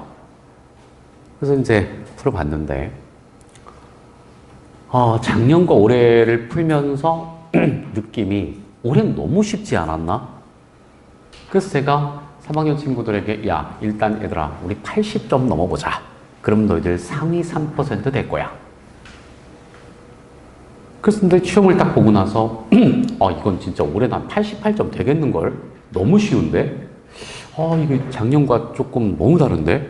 라고 생각을 했는데 8시쯤에 EBS를 다시 들어가 보니까 1등급 점수가 78점이 뜨더라고요. 어제 들어가서 다시 보니 79점으로 픽스가 된 것 같은데 믿을 수 없는 점수입니다. 이게 도대체 무슨 일이 일어나는 건지 이렇게 쉬운 시험에도 애들이 이 정도라면은 와 이거 뭔가 수학 공부를 잘못하고 있는 게 아닌가 이게 뭔가 문제가 있는 게 아닌가라는 생각이 좀 들었어요. 자 분석을 한번 볼까요? 제 생각을 전달하겠습니다. 이게 수학은 확실하게 굳건한 상위권들이 있습니다. 이게 진짜 콘크리트 벽이 딱 있어서 엄청난 애들이 있거든요. 아무리 쉽든 아무리 어렵든 항상 90점의 벽을 돌파하는 아이들이 꼭 있기 마련입니다. 이런 애들에게는 아마 엄청나게 쉬운 시험이 아니었을까라는 생각이 듭니다. 그들은 거의 선생님의 수준이기 때문에 그렇습니다. 그럼 그들과 선생님의 차이는 그들은 이제 자기가 풀기는 하는데 설명을 잘 못한다. 하지만 선생님은 자기가 풀기도 하고 설명도 잘한다. 이런 차이가 있는 거지 그들의 수학 실력과 수학 선생님들의 수학 실력은 거의 대동소이하지 않겠는가? 저는 그렇게 분석하고 있거든요. 그러니까 설명할 수 있다 없다의 문제인 거지 잘 푼다 못 푼다 그런 문제는 아닌 것 같다. 근데 이들은 봤을 때 엄청나게 쉬운 시험이 아니었을까라는 생각이 듭니다. 문제는 애매한 상위권들입니다. 뭐 중위권들이야 그렇긴 한데 애매한 상위권들 이들이 가장 큰 문제인데 이들이 겉멋이 너무 들은 애들이에요. 너무 겉멋이 들어가지고 그 기본적인 것들은 지들이 다 안다고 생각한다는 거죠. 그리고 계속 어딘가 하이에나처럼 썩은 고기 찾듯 어려운 문제만 찾는 애들 이런 애들은 폭망한 시험이 되지 않았을까라는 생각이 들어요. 그리고 또 한 가지 확실하게 제가 느낀 것은 작년도 3월 달에 모의고사는 수능과는 약간 동떨어진 시험이 아니었나. 이게 수능의 어떤 그런 기조하고는 살짝 벗어난 느낌인데 라는 느낌을 받았다면 올해 3월 달은 굉장히 수능의 흐름을 타고 있었다라는 느낌을 제가 받았습니다. 올해는 뭔가 출제하는 선생님들이 좀 각성한 게 아닌가. 그러니까 수능적 느낌을 제가 좀 받았다라는 생각이 좀 들었습니다. 어려운 문제를 잘 푸는 것이 사실 중요하지 않습니다. 그러니까 이렇게 시험이라는 게 뭐냐면은 그냥 점수 많이 맞은 놈이 잘하는 거예요. 그런데 이 30문제가 다 어렵지가 않습니다. 이 30문제 중에 뭐 약간 고난이도다라고 하는 게 한 3문제 정도 되지 않겠어요? 한 3개 돼요. 나머지 것들은 그냥 평이하단 말이죠. 그럼 이거를 맞춰도 1등급이라는 얘기 아니겠어요? 그러니까 어려운 문제를 잘 푸는 것이 아니라 쉬운 문제를 정확하게 풀어내는 것이 중요하다는 것을 깨우치게 한 시험이었다라고 저는 이 한마디로 딱 요약을 하겠습니다. 지금 수능이 정확하게 우리가 이제 오늘이 벌써 3월 말이기 때문에 이제 4, 5, 6, 7, 8, 9, 10, 7개월이 남은 상황이에요. 정확히 7개월이 남은 이 상황에서 막 어려운 문제를 막 풀어가지고 어려운 문제 많이 푸는 놈들 치고 100점 맞은 놈 못 봤습니다. 그럼 100점을 맞아야 정상인데 그런 놈들이 거의 제가 학원 강사한 지 20년 됐습니다. 얼마나 많은 빅데이터가 있겠어요? 그 중에 수학을 잘하는 애들이 없었겠습니까? 엄청 많았습니다. 정말로 수학을 거의 너는 내 수준이다라고 인정하는 애들이 꽤 많았습니다. 근데 이런 놈들의 특징이 뭐냐면 기본적인 걸 안 합니다. 그런데 진짜로 서울대 의대를 가는 애들은 기본적인 걸 열심히 합니다. 이 차이가 있는 거예요. 기본이 탄탄한 애들은 아무리 시험이 어렵게 나와도 그 기본만큼은 무조건 먹고 들어가기 때문인 것이죠. 그리고 어느 정도의 운빨도 필요합니다. 시험이라는 건 운도 좀 어느 정도는 필요해요. 운칠기삼이라는 말이 딱 맞지 않느냐라는 생각이 드는데, 미분과 적분이 있으면 미분을 잘하고 적분을 잘하는 친구, 둘 다 있는 친구들이 있죠. 근데 대부분이 난 좀 미분이 약한 것 같아. 난 좀 적분이 약한 것 같아. 이런 애들이 꼭 있습니다. 둘 중 안에 하나를 잘하고 하나를 못하는 친구들이 대부분 있기 마련이에요. 근데 내가 미분을 잘하는데 이번에 30번이 미분이 나왔다. 대박인 거죠. 근데 내가 적분이 나왔어. 운이 없는 거였습니다. 두 개를 다 잘하기는 정말로 쉽지는 않거든요. 이게 중요하다. 그래서 앞으로 저도 남은 시간 동안에 뭐 그렇다고 해서 제 문제가 쉬운 건 아닌데 저의 문제는 어렵습니다. 제 문제도 뭐 어렵긴 하지만 좀 더 개념, 그 다음에 이 개념을 어떻게 문제에 실어서 이것을 리딩할 것인가, 여기에 좀 더 포커스를 맞춘다. 그리고 여러 번 책을 반복하는 것 중요하다는 것을 다시 한번 얘기해 줬다. 개념의 중요성을 다시 한번 깨닫게 해주는 시험이었다. 이건 뭐 어떤 수학 선생님이든 똑같이 말씀하실 것 같고요. 선택 과목에 좀 더 집중하라는 메시지를 담고 있다. 자, 이번에 미적분이 이제 8개가 나왔잖아요. 근데 이제 이번 미적분이 수열의 극한까지만 이제 낸 겁니다. 개인적으로 이번 30번 문제는 정말로 멋졌다라고 저는 생각이 듭니다. 이번 30번 문제는 정말 잘 만든 문제가 아니냐. 정말 정제되고 정말 깨끗한 문제였다고 저는 생각하는데, 선택 과목이 좀 더 남은 시간 동안에 집중을 해서 8개의 문제 중 우리가 7개는 맞히는 수업으로 일단 가자. 그래서 저는 6월달 평가원을 이제 준비하면서 5월달에도 물론 시험이 있는데 뭐 5월달은 너무 신경 쓰지 않으셔도 되겠습니다. 왜냐하면 애들 이제 중간고사도 있고 해서 정신이 없었기 때문에 5월달 시험은 그냥 거쳐 지나간다. 이 정도로 생각하시면 될 것 같아요. 남은 시간 동안에 좀 더 미적분 또는 확률 통계에 집중해서 공부했으면 좋겠다. 이번에 이게 나온 제가 EBS에서 이걸 이제 등급 컷을 한번 갖고 와봤습니다. 이번에 뭐 국어도 엄청 어려웠나 봐요. 엄매가 이제 1등급의 점수가 최초로 80점이 안 되는 정말 사상 초유의 사건이 벌어지긴 했는데, 뭐 수학은 너무 익숙하기 때문에 한번 보시면, 이게 그래도요. 자, 미적분이 100점 맞으면 표점이 154점이 되는데 작년에는 160점이었습니다. 작년에 100점 맞으면 160점이었어요. 그러니까 작년보다 확실히 쉬워지긴 했는데, 뭐 1등급이 이렇게 나와요. 우리는 3, 4등급을 주목해야 됩니다. 애매한 애들이니까요. 이 3등급의 점수는 59점입니다. 59점. 4점짜리를 10개, 4점짜리가 수학에서 13개가 나와요. 그럼 4점짜리를 10개 틀리면 60점인데 다 틀렸다는 얘기겠죠? 그래도 상위 20%란 얘기입니다.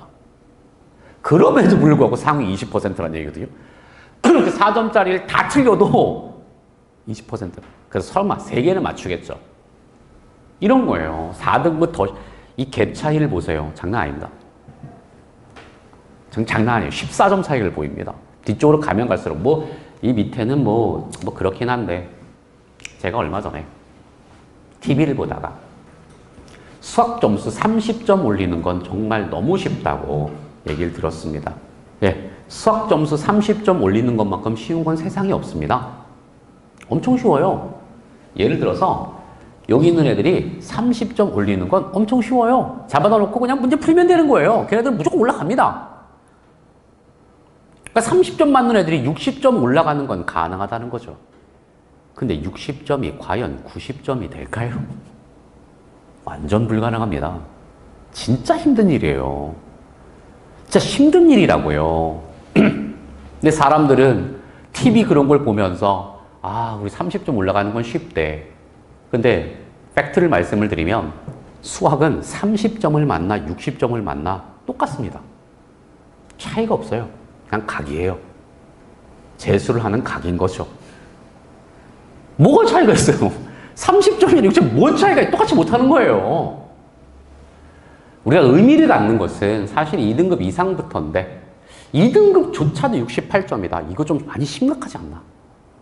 그럼 이런 생각이 들어요. 달리 말하면 우리에게 기회가 있다. 올라갈 수 있다라는 기회를 볼 수 있겠다. 물론 뭐 제가 항상 가르치는 목표는 모든 제 제자들이 1등급을 받는 걸 목표로 하기 때문에 요 정도라면 우리가 1등급을 받을 수 있지 않을까, 충분하지 않을까 하는 생각이 들어요. 이런 말 들어보셨죠? 3월달 모의고사 성적은 수능 성적이다 라는 얘기를 제가 한 10년 전부터 들었습니다. 말도 안 되는 소리예요. 이건 미신에 가까운 소리다. 이건 미신에 가까운 소리라서 밤에 노래하면 뱀 나와 뭐 이거 똑같은 거예요. 그런 게 어딨어요. 3월 달의 시험은 반쪽짜리도 안 되는 시험이에요. 미적분의 본질은 미분과 적분이 나와줘야 비로소 그때부터 진검승부가 되는 것이거든요. 그런데 급수도 안 나오는 수열의 극한 부분만 나오는 이 시험을 갖고 얘를 수능 성적이 결국 3월 달의 성적과 똑같다라고 말하는 거는 이건 말도 안 되는 소리다. 절대 그렇지 않습니다. 제 말이 맞습니다. 제가 3학년 얼마나 오래 가르쳤게요. 그러니까 제 말이 맞겠죠. 그리고 얘는 그냥 우리가 앞으로 나가야 될 길을 알려주는 등대와 같은 시험이다. 앞으로 이런 식으로 공부하면 좋을 것이다. 라고 하는 어떤 지침을 준 것 뿐이지 이 성적을 갖고 절대로 아이가 성적이 이 정도밖에 안 되는구나 이렇게 평가하지는 말아주십사 라고 부탁을 드린다는 거죠. 자, 이게 이번 달에 나왔던 14번의 문항입니다. 제가 문제를 한번 띄워봤습니다. 야, 벌써부터 문제가 뭐 압도적입니다. 자, 무슨 말인지 하나도 모르겠어요. 그런데 제가 이걸 왜 띄워놨느냐? 막 적분이 나와요. 뭐 인테그랄 x1부터 x2까지 쭉 나온단 말이죠. 근데 a값의 범위가 이럴 때 f4를 구하세요. 이런 게 있는데 이게 벌써 상위권과 중위권이 이걸 리딩하는 힘이 벌써부터 다릅니다. 그러니까 안목이 없는 거예요. 안목이. 이 문제는 어마어마하게 간단한 문제거든요. 이게 개념을 물어보는 시험이란 말이에요. 개념을 물어보는 거라는 거죠. x1에서 x2까지 방향으로 진행했을 때 왼쪽 적분값이 오른쪽 적분값보다 크더라. 그랬더니 a값이 이렇게 되더라. 라고 하면 이게 벌써 이 문제 모양의 중위권들은 압도를 당하고 상위권들은 얘가 뭔지를 리딩하려고 노력을 합니다. 그래서 그걸 찾아내, 숨은 그림 찾는 것처럼 찾아내는 건데 얘는 중요한 게 인테그랄이 아니라 여기에 있는 피적분 함수 두 개의 관계였던 것이죠. 이걸 알면 정말 너무나 간단한 문제였는데 아마 중위권들은 여기서 좀 헤매지 않았을까 생각이 들어요. 그래서 아까 말씀드렸지만 상위권과 중위권은 큰 차이가 있다. 이렇게 말씀을 드리는 거거든요. 자, 와, 해설 장난 아닙니다. 그렇죠? 보세요. 이게 14번에 이게 해설입니다. 와, 전 무슨 말인지 하나도 모르겠습니다. 솔직히. 이게 뭔 말이야, 이게. 읽다 지쳤습니다.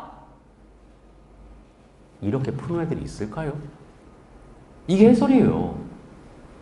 출제 의도, 정적분의 성질을 이용하여 함수값을 구하는 문제를 해결한다. 도대체 무슨 말을 하는지 저도 모르겠습니다. 이것이 이번에 교육청에서는 해답지라고 올린 것입니다. 교육청 이렇게 풀어라고 이제 지침을 준 건데 이건 말도 안 됩니다. 있을 수 없는 일입니다. 제 풀이를 볼까요? 이거 저의 풀이입니다. 어떤 차이가 있나요? 그래프가 하나도 없습니다. 그래프가 1도 없어요. 볼까요? 자, 똑같이 써놨는데 저는 이거에 포커스를, 피적분 함수에 포커스를 둬서 얘를 찾아내라 라는 것에 중점을 둔 겁니다. 이게 접선의 방정식이거든요. 이 접선의 방정식을 갖고 이 그래프를 그리면 이제 답이 간단. 한 줄 전 비약도 안 했습니다. 한 줄, 두 줄, 세 줄 답 나옵니다. 이게 저의 풀이라는 것이죠. 그래프를 이해하라는 겁니다. 그래프를. 그래서 항상 수학은 제가 늘 수업 시간에 얘기를 하는데 주어진 조건을 리딩을 하고 그래프를 그립니다. 미적분이란 과연 무엇일까요? 미적분은 리미트로 정의되어지는 해석 기하학입니다. 기하거든요. 기하. 그래프라는 겁니다. 이 그래프를 누가 빠르게 정확하게 그려낼 것인가? 그리고 이 그래프를 보고 누가 빠르게 수식화시킬 것인가? 여기에 포커스를 둬야지 이따구로 하면 안 된다라는 거예요. 이거 말도 안 되는 거예요. 이거는 있을 수 없는 일이다.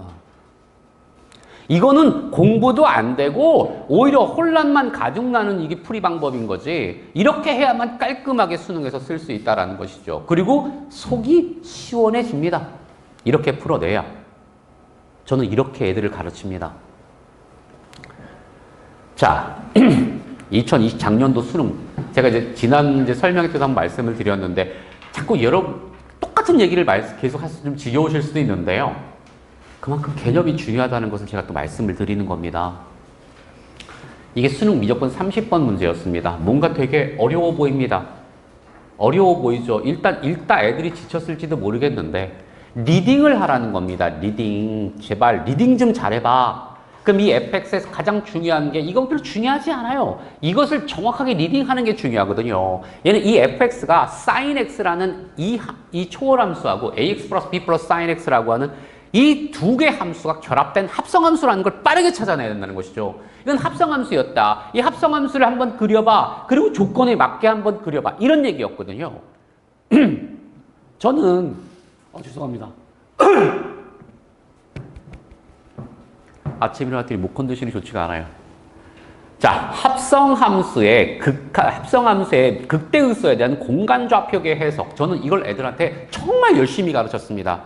이건 제 시즌 1에 있는 교재를 따와서 여기다 그려낸 거거든요.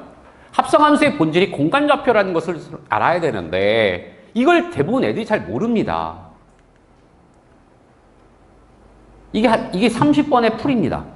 이게 이제 수능 문제 풀이의 일반적인 이제 풀이를 이제 써놨죠. 답은 17이었어요.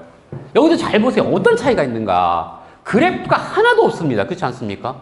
그냥 수식으로만 풉니다. 제가 푼 거 볼까요? 이거 저의 풀입니다. 자, 저는 뭘 그렸나요? 그래프를 그렸습니다.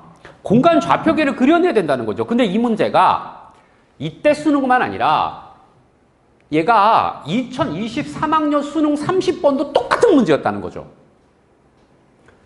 전 똑같이 풀어냈습니다. 이걸 이해하라는 건데 제 가르친 제자들은 이제 대부분 다 이걸 압니다. 드디어 그 경지에 올라서게 된 거죠. 그래서 고맙게 생각하고 있습니다. 드디어 경지에 올라섰구나. 너희들이 비로소 깨달았구나. 이 두 개는 그냥 설명하려고 쓴 거고 이건 두 줄은 필요 없으면 이건 문제 있었던 거고 제가 푼 건 이것뿐입니다. 이건 답 쓴 거고요. 결국 그래프와 수식인 겁니다. 딱 수능은 아무리 복잡해도 5줄을 넘어가지 않는다라는 것이 저의 지론이거든요. 아무리 복잡해도. 저의 수업을 간단하게 말씀을 드리겠습니다. 제가 사실은 이번 3월 달에 이제 봤던 문제, 수학 문제가 뭐 이렇게 나와요 라고 백날 얘기해봐야 어머니들 이제 뭐 수학 배우신 지가 오래돼가지고 뭐 잘 모르실 수 있겠다. 뭐 아빠도 마찬가지고요. 아빠도 소시적에 공부 잘하셨던 아빠들이 계셨을 텐데 배운 지가 하도 오래돼가지고 가물가물하실 거예요.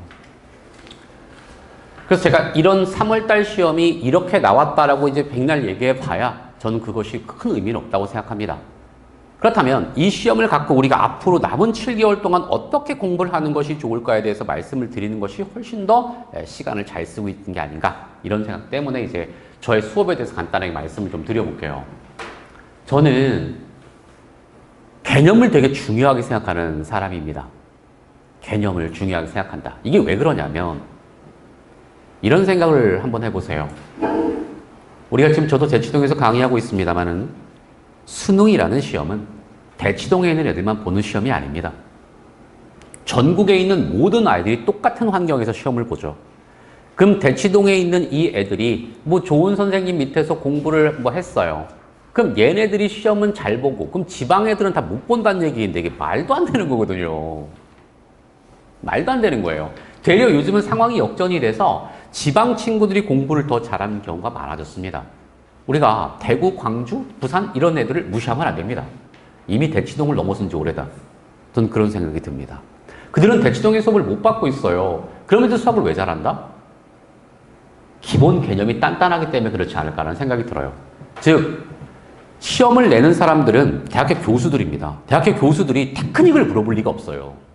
평생을 수학을 공부한 사람들이 너 이거 테크닉 좋아? 이렇게 제가 교수라도 그렇게 낼 것 같지는 않습니다. 개념을 물어보는 시험을 내지 테크닉을 물어봐서 자기 교수 자리를 갖다 위협받는 이런 멍청한 짓을 할 것 같지가 않아요. 그러니까 항상 개념에 충실한 공부를 남은 시간 동안에 하고 이 개념을 어떻게 문제에 녹일 것인가 이거를 공부를 해야지 그냥 테크닉적인 것은 뭐 이럴 땐 이렇게 풀어 요럴 땐 요렇게 해 이러면 망하는 거예요. 그래서 망한다고요. 그럼 전체를 어우를 수가 없다라는 겁니다. 근데 대부분 요럴 때는 요렇게 애들은 또 그런 걸 좋아해요. 뭐 특별한 방법, 뭔가 놀라운 풀이 방법, 마법 같은 방법, 그런 건 수능에 일절 통하지 않는다. 근데 애들은 또 멍청해서 그런 걸 좋아해요. 또 그런 선생님을 찾아다니고. 제발 그만해야 된다. 제발 그만해야 된다고. 내가 몇 번을 얘기를 해도 그걸 못 참아요, 사람들이. 그런 건 시험에 안 통한다니까요. 우리는 수능 점수를 잘 맞는 게 중요한 거지. 그럼 테크닉을 익히려고 수학 공부를 하는 거 아니다. 저는 애들을 가르칠 때 수학을 하나의 지적 유희로 승화시키기 위해서 이게 무슨 말이냐면 개념을 깨닫고 문제를 풀면 이것이 수학의 하나의 놀이가 됩니다. 되게 재미있어 쓴단 말이에요. 개념을 알면 문제를 푸는 어떤 그런 카타르시스가 있단 말이죠. 이거를 애들한테 조금 가르쳐 보려고 한다.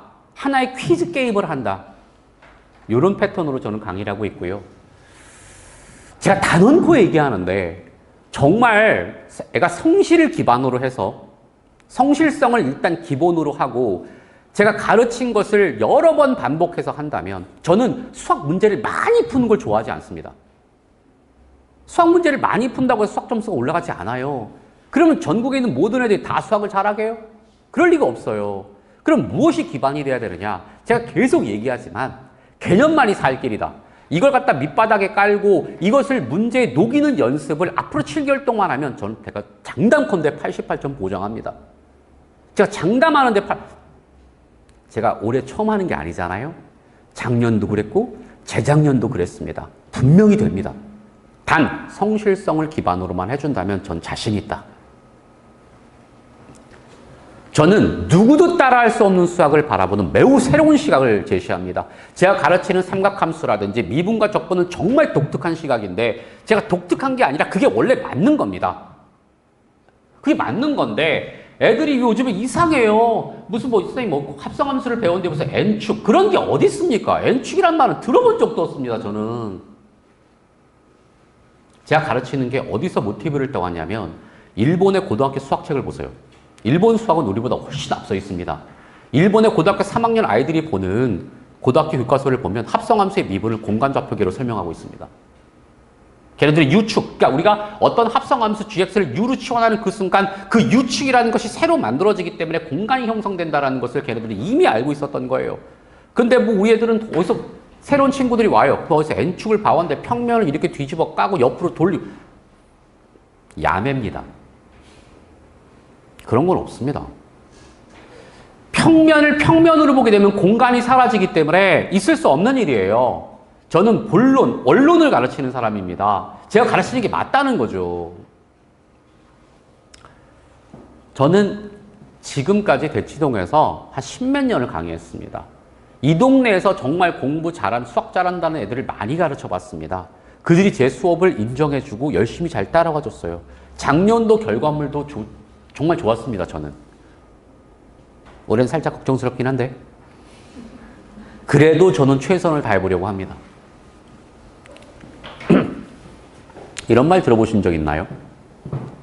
잘 모를 땐 그냥 대기업 제품 써. 저도 그런 말 많이 듣고 저도 사실 지금도 그러고 있습니다. 잘 몰라요. 그럼 모를 때 그냥 대기업 써요. 그럼 평타는 치니까요. 맞아요. 평타는 치더라고요. 그런데 결국 평타일 뿐입니다. 평타라는 게 뭔가요? 중간쯤 하는 평균값을 말하는 거거든요. 잘 모를 때는 사실 조금만 노력해서 알아보려고 하는 노력이 있으면 그보다 훨씬 더 좋은 제품을 살 수 있다는 것. 이건 확실한 팩트입니다. 알아보고 하는 것이 합리적 선택이 아닐까 저는 생각이 들어요. 아무리 바쁘다 하더라도 중요한 것이니까요. 더 이상 남의 점수를 올려준 학생이 되어서는 안 될 것입니다. 평타는 절대 안 됩니다. 남의 깔개가 돼서는 안 된다는 거죠. 저는 제 제자들이 남의 깔개가 되는 것을 원치 않고 저는 정말 비통해합니다. 너희들이 무슨 박애주의자야? 왜 남의 점수를 깔아줘? 너희들 친구들 그렇게 사랑하니? 그렇게 사랑해서 깔아주는 거야? 전 그거 못 견딥니다. 깔개는 안 된다. 평타는 안 됩니다. 이제 바뀌어야 됩니다. 친구 가니까 강남 따라 그냥 친구 따라 강남. 이제 더 이상은 안 된다. 인생이 걸려 있어요. 인생이. 근데 그걸 안 알아보고 한다? 아, 글쎄요. 그 정도로 어리석진 않을 거라고 요즘 애들 좀 생각합니다. 딛고 올라서야 된다. 전 이걸 모토로 합니다. 평탄은 안 됩니다. 이렇게 한번 가르쳐 보겠다. 아이가 수학에 자신감을 가질 수 있도록 한번 가르쳐 보겠습니다. 저는 수학 문제를 풀 때 한번 풀어봐. 시험을 보잖아요.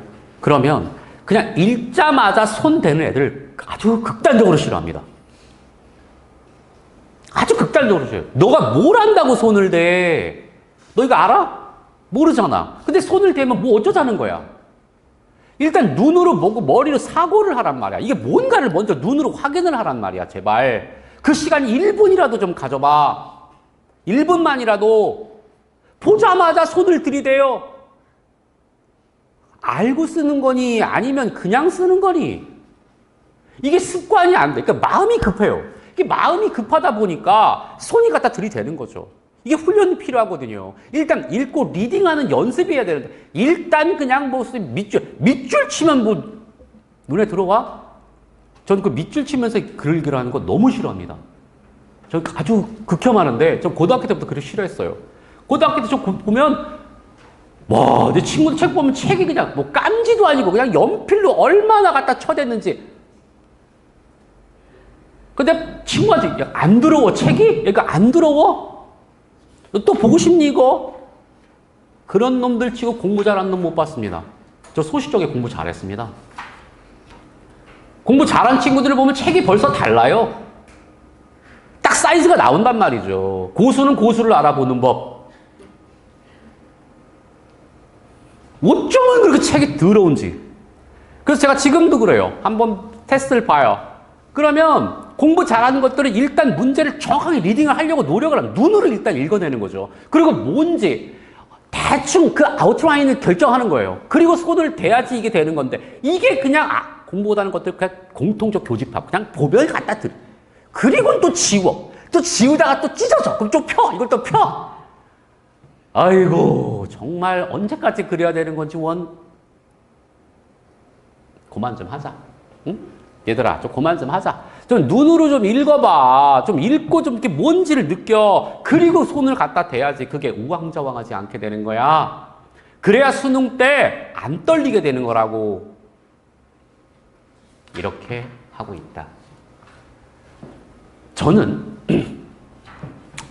수학이 언제 느냐는 것을 경험상 느꼈냐면 이 풀어서 얘가 맞을 때 저는 실력이 는다고 못 느꼈습니다. 내 실력이 는다고 느끼지 못했어요. 저는 내 틀린 문제가 이건 왜 안 되는 거지? 내 방법은 왜 안 되지? 라고 그걸 고민하고 그걸 해결했을 때 실력이 는 것을 느꼈습니다. 수학은 틀린 문제를 내가 왜 틀렸는지를 알 때가 진짜 중요하거든요. 그때 뭔가 강력함이 와요. 그걸 항상 메모해 놓는 습관을 저는 고등학교 때부터 가졌고 지금도 애들한테 꼭 그렇게 얘기를 하고 있습니다. 틀린 풀이를 지우지 마라. 틀린 풀이를 그냥 두는 것도 되게 공부 중에 하나다. 이게 왜 틀렸는지를 자기가 보는 것이 중요하거든요. 항상 어떻게 사람이 올바르게 풀을 수가 있겠냐. 제가 깜빡하고 제가 지금 자료를 못 구해왔는데 저도 이걸 보여드렸어야 되는데 저도 지난 3월달 모의고사 풀었을 거 아니에요, 어머니들. 그럼 저도 이면지에다 막 풀었을 거 아니에요. 거의 제 흔적이 있을 거죠. 그걸 보통 버리는데 제가 그걸 갖고 왔습니다. 그래서 그걸 보여드리려고. 왜냐? 저도 풀다가 틀린 건 엑스트로 칩니다. 어떻게 맨날 맞게 풀어요? 저도 간혹가다 틀린단 말이죠. 계산이 왜 안 돼? 이거 답이 왜 안 나와? 그럼 교수 산수가 틀릴 때도 있고요. 저도 있습니다. 어떻게 백발백중입니까? 요즘 시험은 쉬워가지고 뭐 제가 수학을 틀리는 일은 거의 없는데 제가 예전에 가형나형 시절이 있었거든요. 7차 교육 과정 때. 그때 저 30번 문제 못 푼 거 있었습니다. 저도 있었어요. 저도 어떻게 맨날 다 풀어요, 그거를. 평가원에서 96점 맞은 적 몇 번 있습니다, 저도. 100점이 되지 않아요, 저도. 요즘은 좀 쉬워서 100점을 이제 항상 맞는데 옛날에는 92점 맞은 적도 솔직히 있어요. 어떻게 보자마자 아냔 말이죠. 하물며 선생인 저도 그런데 애들이 보자마자 한다? 있을 수 없다. 일단은 먼저 눈으로 잘 확인을 하고 손을 대야 된다. 이것이 포커스다. 정말. 그리고 그 간격, 그 유격을 점점점 줄여 나가는 것. 보고 느끼고 쓴다. 이 유격을 점점 줄여 나가는 것. 그것이 수학 공부의 우리가 최종 지향점이다. 수학은 오직 개념뿐이라는 생각으로 완벽하게 개념을 실어놓도록 강의하겠다. 제가 이제 곧 시즌2를 개강하는데 문제를 계속 푸는 수업을 하진 않습니다. 이 문제의 개념이 무엇인지를 먼저 항상 꼭 확인시켜주고 문제를 풀거든요. 그래야 개념과 문제가 유기적 결합을 할 수 있다. 수학은 사실은 감각도 중요합니다. 이거 되게 중요한데. 자, 감각 중요한다. 이게 왜 중요하냐면은 저도 그런데요. 수학 문제를 딱 보자마자 이게 답이야. 저도 그렇게 못 찾습니다. 다만 저는 애들보다 빠르게 얘가 어느 쪽 분야다라는 걸 한 방에 찾아내죠. 그래서 항상 애들한테 물어봅니다. 너희들 너 공부 잘하는 수학 잘하는 애들 한번 물어본 적 있지? 너희들 반에 한 명 있잖아. 전교 1등 있지? 그럼 걔한테 한번 물어봐. 예를 들어서 뭐 14번을 물어봐. 야, 이거 어떻게 푸는 거야? 아무개 어떻게 푸는 거야? 그들은 항상 어떻게 얘기하게? 그들의 첫 마디를 잘 생각해봐. 이거는 대충 뭐 이렇게 하면 돼. 그 대충이라는 게 중요하다는 거죠. 그런데 그들은 이미 대충 이게 어떻게 된다라는 것을 안다는 거예요. 그러다가 문제를 풀어나가면서 톱니바퀴 돌아가는 것처럼 수학 문제가 정교하게 풀어지는 겁니다. 처음부터 정교해질 수 없어요. 대충 이렇게 하면 돼. 그러다 한두 번 정도 시행착오 하다가 이거 이렇게 풀어. 그러다 보면 정확하게 맞아 떨어지거든요.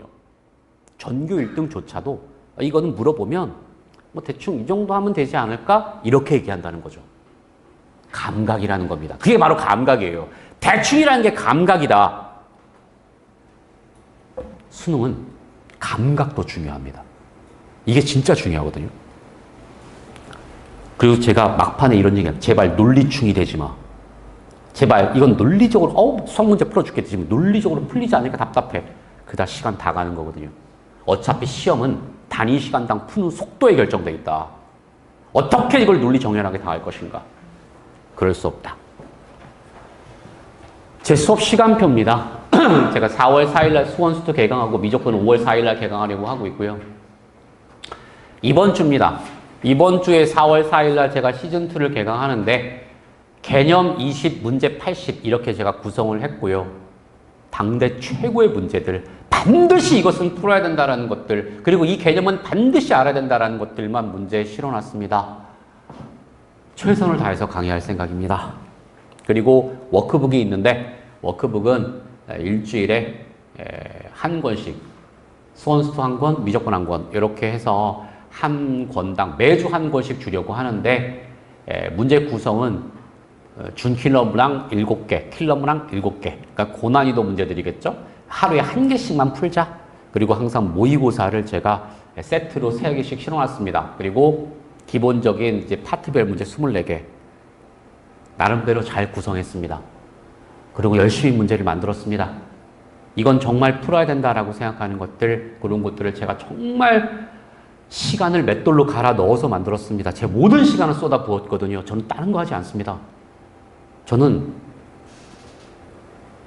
술도 안 먹고 아무것도 안 합니다. 전 오직 수학 문제만 만들고 제가 하는 취미란 유일하게 일주일에 3시간 게임하는 게 다입니다. 게임을 저는 좋아합니다. 그래서 저는 일주일에 딱 3시간 합니다. 그 3시간을 하는데 여기서 작은 자랑 하나 하자면 저 그 게임 열심히 해서 월드 랭킹 50위까지 올라갔었습니다. 일주일에 3시간 하는데 말이죠. 작년도 3월에 수많은 고등학교 3학년 애들이 이렇게 제가 좀 자랑 타임을 좀 가져보면 이렇게 얘기를 했습니다. 이제라도 선생님 만나게 알게 돼서 너무 다행이에요. 진짜 이 말이 저에게 큰 힘이 됐습니다. 그 말이 전 너무 고마웠습니다. 이제라도 알게 돼서 다행이라는 말. 지금이 바로 그때다. 더 이상 늦으면 안 된다. 벌써 4월 아닙니까? 벌써 한 달이 늦었습니다. 자, 지금 시즌2 개강하잖아요. 저의 강의는 진짜 다르다는 걸 아이들이 좀 느꼈으면 좋겠다. 6월 평가원이 끝나고 작년도에 어머니들이 설명회를 그때 한번 했거든요. 6평 끝나고 나서. 그래서 그때 오셔가지고 선생님 때문에 얘가 진짜 너무 많이 달라졌다고 너무 감사하다는 말씀을 모든 분들이 해주셨습니다. 집에 돌아가는 길에 행복했습니다. 그리고 내가 인생을 막 살지 않고 애들을 막 가르치지 않았구나. 그래, 앞으로도 열심히 잘해보자. 파이팅! 제 인생에 모토가 있습니다. 이건데 독서대편 의자연이라는 말입니다. 이게 삼국지에 나오는 내용인데요. 맞다. 전 이걸 기본으로 애들에게 가르칩니다. 아무리 어려운 글이라도 100번을 읽게 되면 자연스럽게 그 뜻을 알 수 있게 된다는 뜻이죠. 수학은 이겁니다. 수학 문제는 같은 책을 여러 번 반복했을 때 잘하게 됩니다. 이거 확실합니다. 이건 정말 만고의 진리라고 저는 생각합니다.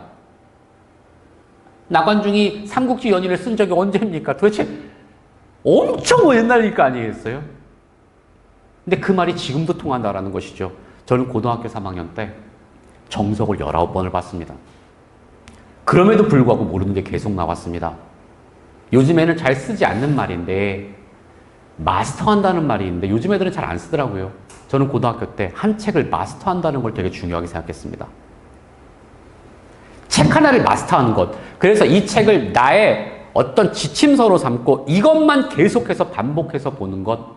전 이것이 가장 중요하다고 생각합니다. 자기가 풀었던 책을 완벽하게 이해하는 것만큼 중요한 건 없거든요. 그러니까 문제가 홍수가 있어요. 그리고 뭐 지금 선생님 옛날 사람이 달라요. 물론 다릅니다. 저의 고등학교 3학년 때는 솔직히 요즘처럼 그렇게 많은 문제가 홍수 때처럼 밀려오지 않았습니다. 몇 개 없었어요. 뭐 아직도 기억나요. 하이라이트, 지약사 뭐 몇 개 없었거든요. 해법. 이런 데서 나오는 수학 문제가 있었지 요즘처럼 학원이 전문화가 돼가지고 문제가 막 홍수처럼 쏟아지는 그런 시대에서 저는 공부를 하진 않았습니다. 그러나 지금 애들보다 훨씬 수학 잘했습니다. 문제를 많이 푼다고 수학을 잘하는 게 아니고요. 저는 그리고 천재과도 아닙니다. 저는 정말로 후천적으로 만들어진 노력과거든요. 전 노력에 의해서, 전 IQ가 높은 사람도 아닙니다. 그냥 후천적으로 노력에 의해서 만들어진 사람이란 말이죠.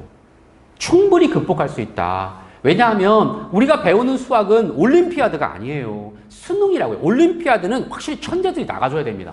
번뜩이는 뭔가 있어야 되니까. 하지만 수능은 그런 거 없다. 같은 책을 수없이 반복하게 되면 반드시 그 뜻이 통한다는 건 저는 굳게 믿고 있습니다. 그리고 그렇게 해서 저는 성공을 많이 시켜봤고요. 8등급을 1등급 안서 서울대를 보낸 적도 있습니다. 근데 그 애가 정말 제 책을 걸레가 될 때까지 보더라고요. 눈물겹도록. 근데 결국 누가 승자입니까? 서울대 간 놈이 승자입니다. 저는 극상위권의 친구들이 와서 의대에 진학하길 막 원하지 않습니다. 솔직히 그런 애들이 몇이나 되겠어요. 저는 그냥 흔히 보이는 친구들을 모아서 서울연고대 성서환이를 보내는 걸 목표로 애들을 강의합니다. 전 결단코 얘기하는데 솔직히 서울대는 운빨이 좀 있어줘야 됩니다. 그러나 연고대는 사람의 힘으로 충분히 갈 수 있습니다. 충분히 가요. 아무리 바보라도 연고대까지는 가능하다. 근데 서울대는 진짜 운빨도 어느 정도 필요하기 때문에 제가 서울대를 무조건 보내겠습니다 라고 말씀을 못 드리겠으나 연고대까지는 확실히 보낼 수 있습니다. 이게 가능해요. 왜냐? 성실하기만 하면 가기 때문에요. 성실하기만 하면. 서울대는 성실한다고 해서 갈 수가 없어요. 보니까 그렇더라고요. 운빨도 있어야 돼요. 그리고 저는 88점 이상을 저는 목표로 강의합니다. 물론 뭐 최상위권을 가르치지 않겠다는 말은 아니에요. 뭐 얼마나 제가 최상위권들을 많이 가르쳐 봤겠어요. 제 수준이 되는 애들도 저는 많이 가르쳐 봤습니다. 다만 제가 말씀드리고자 하는 것은 이 대치동 바닥에 제가 십몇 년을 강의해서 느낀 게 예나 지금이나 다를 것이 없는 것이 이 대치동 키즈들의 가장 큰 문제가 겉멋이 들었다는 거예요.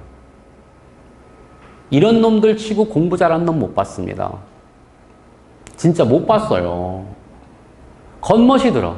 그래가지고는 수학 문제를 그냥 개 어려운 걸 풀어야 지가 수학을 잘한다고 느끼는 거죠. 이것은 자기 만족인 거지 점수하고는 아무 상관이 없어요. 하루 종일 한 문제 풀어가지고 맞췄다? 그래서 희열을 느꼈다. 그렇다고 얘가 수학을 잘하느냐? 그렇지 않아요. 우리는 지금 전략적으로 나갈 때다.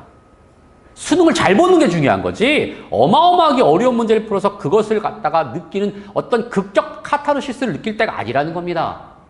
저는 강자만이 겸손할 수 있다는 것을 가르치고 싶습니다. 약자는 절대로 겸손할 수 없다.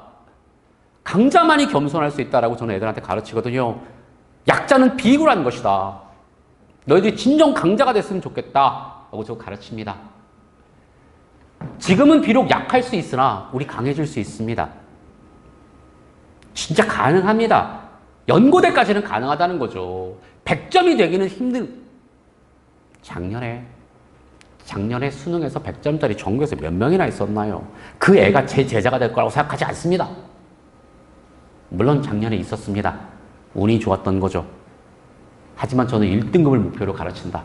어머니 1등급 대단한 겁니다. 상위 4%입니다. 상위 4% 100명 중에 4등 한다는 거고 1000명 중에 40등 한다는 겁니다. 이거 대단한 거예요. 1등급을 우습게 생각하지 않았으면 좋겠다. 상위 4%다. 중요한 거죠. 분명 방법은 있다. 수능은 아이 테스트가 아니기 때문입니다. 지금부터 하면 되나고요? 솔직히 애매합니다. 저는 그냥 지금부터 하면 갈 수 있어요. 저 그렇게 그냥 얘기는 못하겠으나 버금갈 수 있도록 할 수 있다. 100%라는 게 세상에 어디 있습니까? 애매하긴 한데 그 애매한 것을 좀 더 확연하고 좀 더 명확하게 애가 뭔가 자기 실력에 자부심을 가질 수 있도록 남은 7개월 동안 가르쳐 보겠다. 남이 가니 간다. 이제 그만해야 됩니다. 정말로 친구가 인생을 결정해 주는 거 아닙니다. 그리고 수학은 선생님을 되게 많이 탑니다. 어떻게 가르치고 어떻게 배우냐에 따라서 정말 천양지차로 달라질 수 있거든요. 저는 가르치는 게 많이 다릅니다. 그래서 애들이 처음에 왔을 때 좀 당황합니다. 왜냐하면 선생님처럼 가르치는 사람을 본 적이 없다는 거죠. 그래서 많이 당황을 하는데 당황해도 2주만 버티면 제 강의가 다르다는 걸 애들이 압니다. 그러니까 제가 그렇게 막 엄청나게 유명하지 않아서 그렇지 수학 실력과 가르치는 것은 저는 대한민국 최고라고 자부합니다. 저는 진짜 가르치는 것만큼은 대한민국 최고라고 저는 자부하면서 지금까지 살아왔습니다.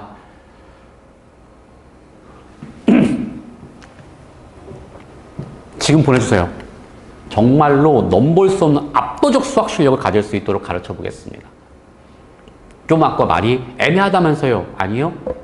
내가 말하는 이 압도적 수학 실력이라고 하는 것은 100점을 말하는 게 아니라 너희들이 생각하는 것보다 월등 점핑해서 정말 이만큼 있던 놈을 이만큼까지 끌어올리게 되는 그런 것이 바로 압도적 수학 실력이라고 저는 생각하거든요.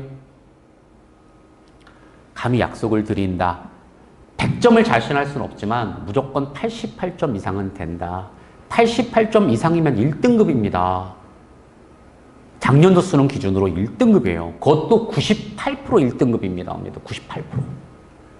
올해 수능 제가 다 놓고 딱 얘기합니다. 그리고 제 말씀을 잘 기억했다가 올해 수능 끝나면 그때 박기원 말이 맞았네.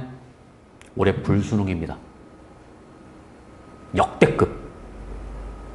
진짜 어마어마한 폭풍이 우리를 기다리고 있습니다. 제가 봤을 때 확실합니다. 특히 올해 수학시험 어마어마하게 어려울 거라고 저는 거의 100%입니다. 올해 1등급 80점 봅니다. 올해 1등급 80점 딱 봅니다. 2등급 70점, 3등급 60점 봅니다. 선생님, 아까 3월달 시험이랑 똑같네요. 올해는 우연치 않게 비슷할 것 같습니다. 올해 수학이 모든 걸 결정한다. 진짜 수학이 되게 중요하다. 그리고 국어와 수학을 좀 더 해주시고요. 그 다음에 수학 공부를 전체 공부 시간의 50%를 투자해야 할 따입니다. 지금 수학 안 하면 2학기 때 못합니다. 끌려간다고요. 그러니까 조금 선생님 잘 선택하셔서 이왕이면 저면 좋겠습니다. 제가 이제 시즌2 개강하니까요. 보내주시면 제가 지금 하나하나 한 땀 한 땀 장인 정신으로 잘 한번 가르쳐 보겠다. 그리고 제 강의가 궁금하실 수 있습니다. 그전에 그래서 제가 유튜브 채널 하나 개설했습니다. 애한테 한번 보라고 해보세요. 이거 좀 다른데? 라고 할 수 있습니다. 저의 유튜브 채널입니다. 이거 치면 아마 나올 거예요. 그래서 아이가 어머니한테 맨날 설명해봐. 어머니도 한번 들어보세요. 아, 선생님이 이렇게 강의를 하시는구나. 이렇게 강의를 하시는구나. 물론 구독자 수는 없습니다만 제가 한 지가 얼마 안 됐어요. 한 열흘? 이런 거 하기 쉽지 않았습니다. 전 이런 거 귀찮아요. 네.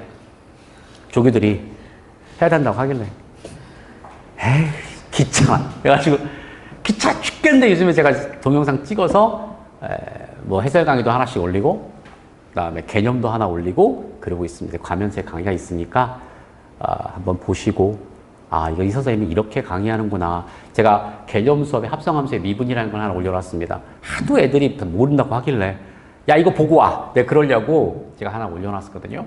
그러니까 또 설명할 필요가 없어서 하나 올려놨으니 야 그거 보면 선생님 설명해놨어. 이거 갖고 보면 될 것 같아. 올려놨으니 한번 보시고 그다음에 제가 꾸준히 하나씩 영상을 올리려고 하고 있다. 되겠습니다. 제가 오늘 준비한 건 여기까지고요. 이제 4월 4일입니다. 오늘이 월요일이잖아요. 금요일날 제가 개강할 테니까 아이가 더 늦기 전에 처음부터 시작하면 괜찮지 않겠습니까? 그러니까는 보내주시면 제가 시즌2부터 열심히 해서 한번 최선을 다해서 강의해보겠다. 이런 말씀을 드리면서 끝내도록 하겠습니다. 감사합니다.